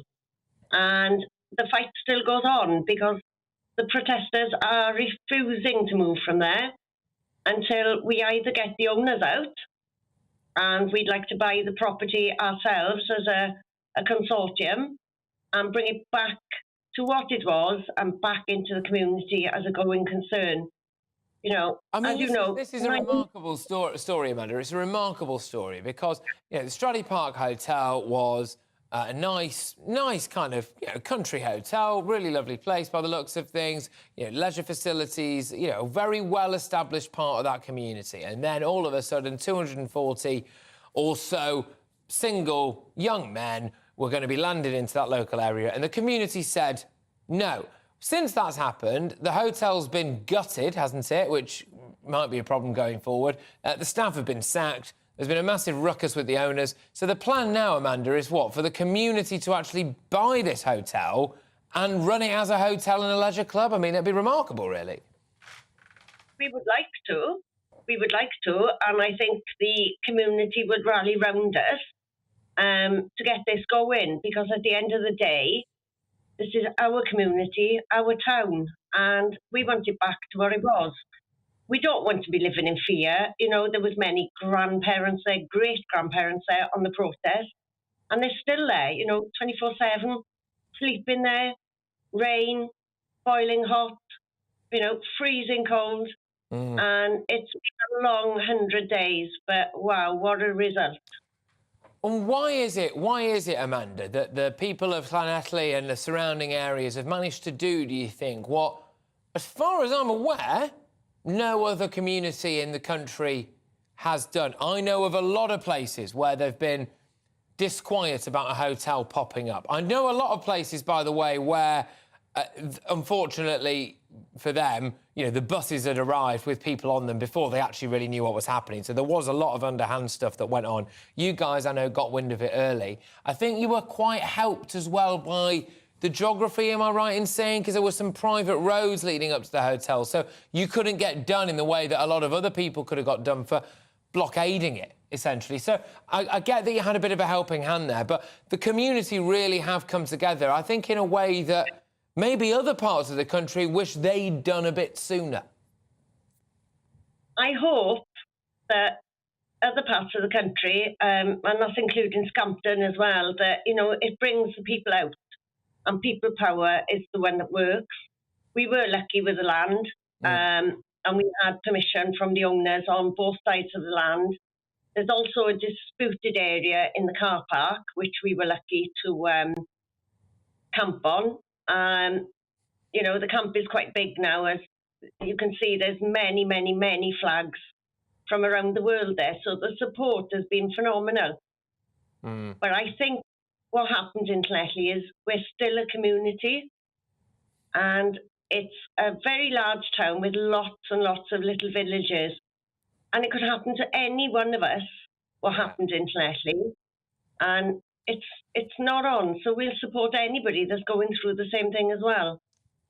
Look, absolutely, absolutely. And, you know, Amanda, I know as well, I've been following this story on social media since right at the very start of it, and it's a pleasure to come and speak to people like yourselves. I know that you've had to weather a lot and go through a lot, and, you know, at least as it currently stands, you can say that I think you are the only part of the UK. On the day that people in Portland tried to block the Bibby Stockholm barge and failed to have that happen, I think I'm right in saying you are the only place in the UK that I can remember where you've actually managed to come together as a community. And so, you know, for the people in Llanelli who did want to keep that hotel just in its existing purpose and were a bit reluctant to want to have, you know, close to 300 young men from goodness knows where just plonked into their town, potentially changing it forever. And hats off to you. So, look, Amanda, thank you very much. It's Amanda Carter there, who is from Llanelli Town Council, one of the few town councillors who actually stood up at the time. But there you go. Now, coming up, there's loads still on the show. Is it time to look for a new 007? A new look 007, I should say, because security chiefs say a black or female actor or actress playing the role of Bond would help with recruitment to MI6, and we will, I think we can all agree, in matters a lot more serious, be taking you back over to Israel for the latest, as a potential second front in that war has now owned up, with Hezbollah getting involved, it appears, from Lebanon. Patrick Christys, GB News, Britain's News Channel. I think the most exciting bit for me is talking to ordinary people. People who I think are ignored often by the major news channels. We're going to give news they want to hear. There's a voice there that needs to be heard. I think there's a chance here for a diversity of opinion to be expressed, which you don't find elsewhere. It's really exciting. We don't hold back. We're free to say how decisions that are taken here affect us all around the country.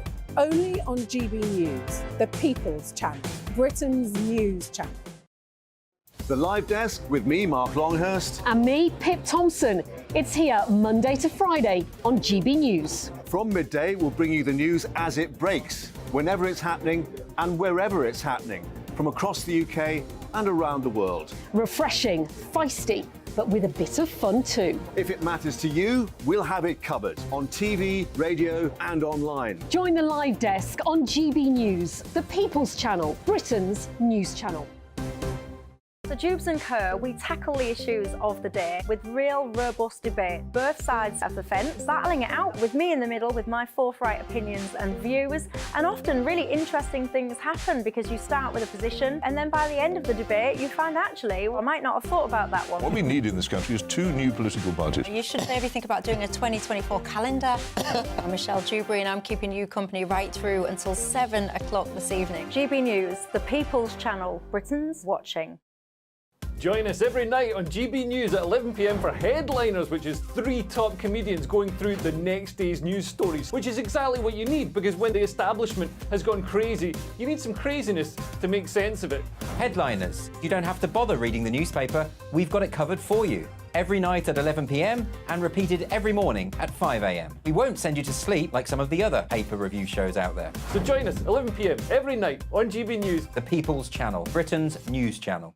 Join me, Camilla Tominey, on Sunday mornings from 9:30, taking the politicians to task and breaking out of SW1 to see how their decisions are affecting you across the UK. Bursting the Westminster bubble every Sunday morning, only on GB News, the People's Channel. Britain's watching. Every Sunday from 11, join Michael Portillo. There will be topical discussion, looking at the week before and the week to come. So kick back and relax at 11 a.m. on Sundays on GB News with me, Michael Portillo. GB News, the People's Channel, Britain's news channel. I'm Andrew Doyle. Join me at 7 o'clock every Sunday night for Free Speech Nation, the show where I tackle the week's biggest stories in politics and current affairs with the help of my 2 comedian panellists and a variety of special guests. Free Speech Nation, Sunday nights from 7 on GB News, the People's Channel, Britain's news channel. Nightmare commute. Kick it up a gear with me, Patrick Christys, at drive time, 3 till 6 p.m, Monday to Friday on GB News Radio. You can listen online and on DAB+, on the smart speaker app and on the GB News app.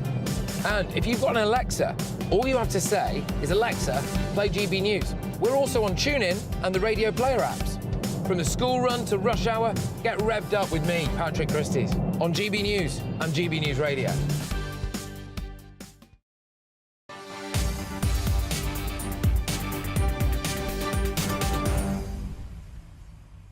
Yeah, OK, welcome back. It's Patrick Christys here on GB News, and we are looking now at live shots from northern Israel, which is where we understand that another frontier has opened up in this war.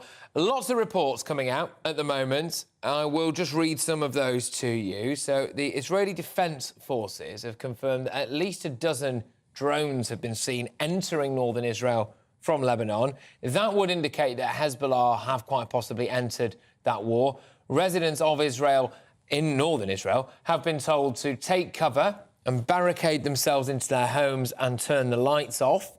There is also a massing of Israeli troops at the Gaza area. We are expecting at some point some kind of ground incursion into there.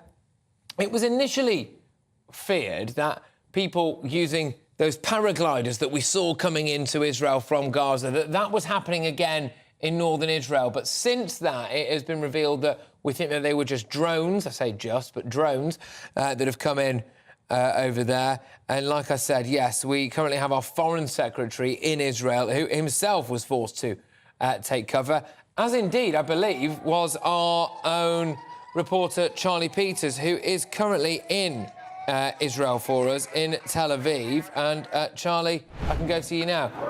Yeah, Charlie, what's happening? We've just had to be taking shelter here in the basement underneath where volunteers are working. The scene behind me, one of, well, it was frantic. We were just called in before we were meant to go live to you to run into the basement after reports of incoming indirect fire, likely rockets from the Gaza Strip. Obviously, that's unconfirmed right now. These likely rocket attacks coming in the last 2 or 3 minutes are almost certainly connected to attacks that we have seen reported in the last hour across the northern regions, where Lebanese Hezbollah and the Palestinian Islamic Jihad has almost certainly launched drone attacks and terrorist infiltration of the northern border. This was almost certainly a coordinated attack with those on the Gaza Strip, as we've seen Hamas launching rocket attacks north into the northern region at the same time. So clearly some degree of link between those fighting in the north and those fighting in the south, two terrorist groups linking together. The scene here obviously is, well, they're used to it here, we're not. They're going to get a briefing soon, I imagine, on the situation, but this is just another day in Israel for people who've been raised here over the years. Having said that, this situation is unprecedented. This is the worst violence they've seen here in 50 years, and there are great concerns about what might happen next. Everybody here has been working throughout the day to supply civilians and soldiers with the stuff they need. They have been working, we have seen it, thousands of people coming through. This basement here, about an hour ago, was a drive-through. People would come in with trucks, they would unload them with supplies, new supplies would go in, and then they would depart, heading to the north or heading to the south. In the north, there are mostly reservists. 360,000 activated in the last 5 days by the Israeli government, now a unity government. And in the south, regular soldiers have been building up that convoy on the border with Gaza, but also trying to clear out the remaining terrorists from Hamas who infiltrated the border on Saturday morning. We understand that some 18 remaining terrorists were killed this morning. Many more were fighting overnight. It's likely that they dug into the ground and stayed after the attacks occurred on Saturday. I think the briefing is going on now. I should probably go and pay attention to that.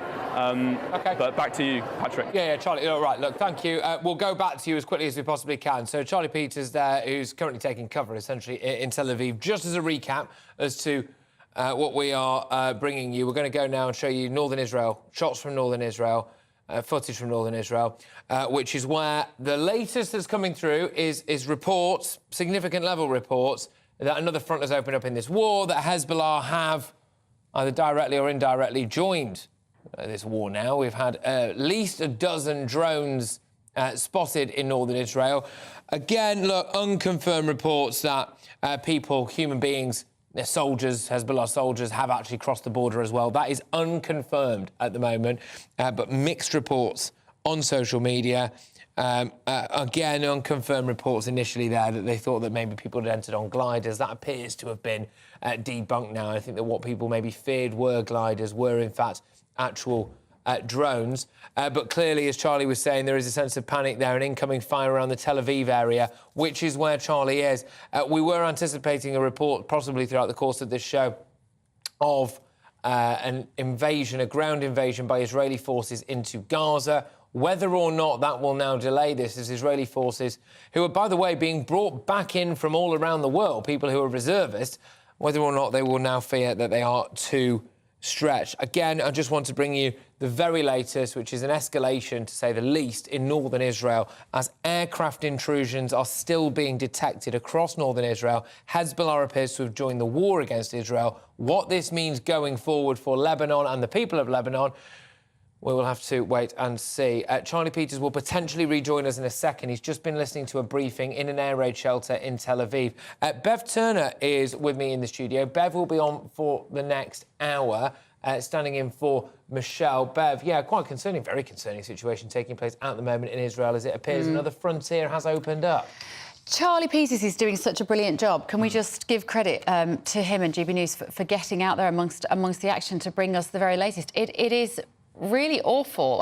We've got Peter Hitchens and Aaron Bastani on tonight. Interesting. Really interesting. Two very good minds, deep thinkers. We're going to be shedding, hopefully, a little bit of light on this situation. Yeah. And what might be happening. Sorry to cut across you, Bev, but I'm going to go back Please to Charlie do. now. No, it's all right. We're going to go back to Charlie now. Clearing. Charlie Peters, who is, I believe, available for us. Charlie, have you listened to the briefing?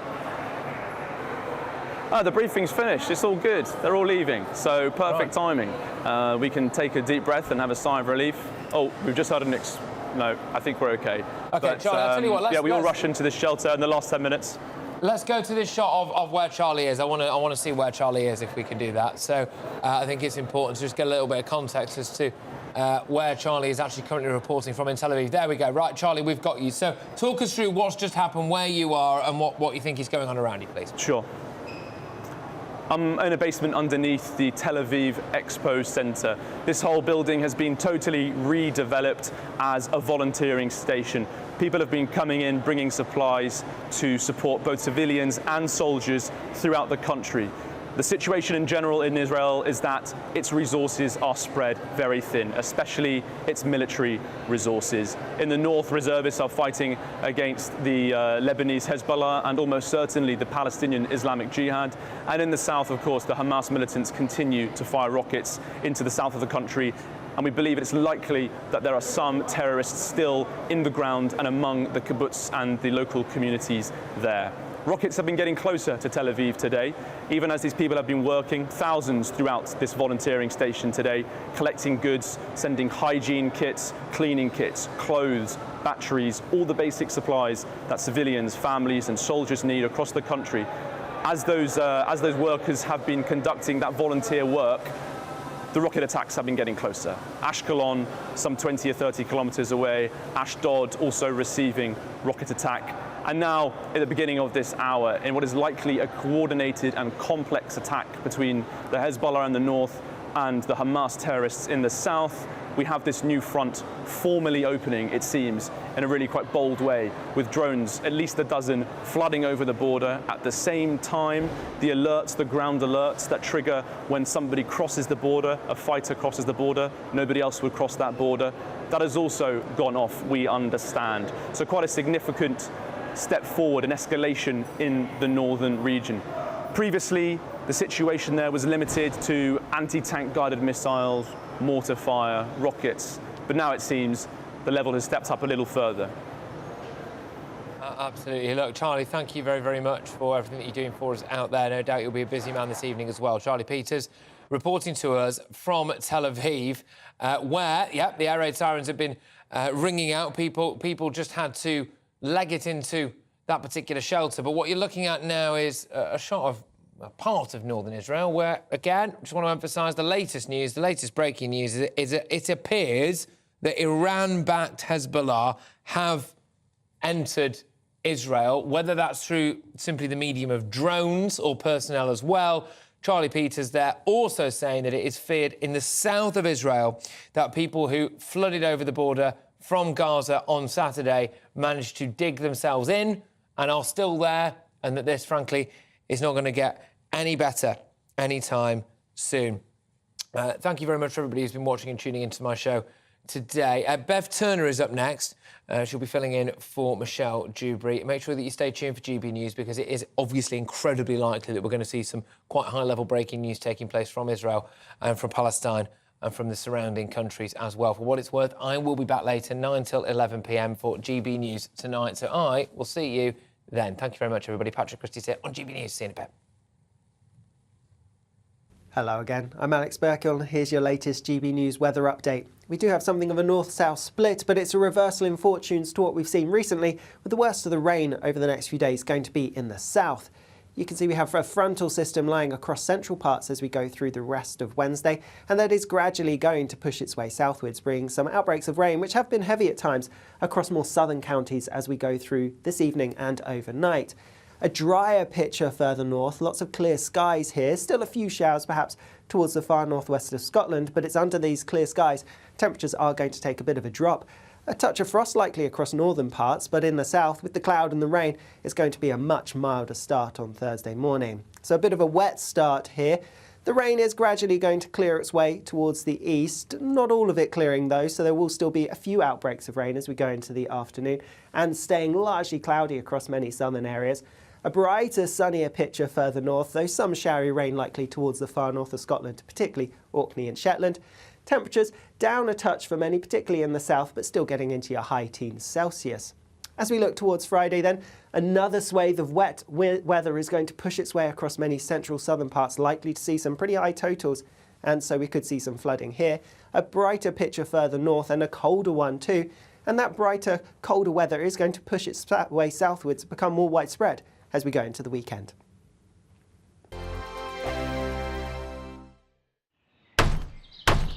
Who is it? We're here for the show. More energy this time! Welcome to the Dinosaur Hour. I was married to a therapist. And you survived? I thought we were getting Hugh Laurie. Second best. You interviewed Saddam Hussein. What's that like? I was terrified. I'm playing strip poker with these three. Oh! No, thank you. My CDs need to be put in alphabetical order. Are you going to be problematic again? The Dinosaur Hour. Sunday, the 29th of October at 9 on GB News.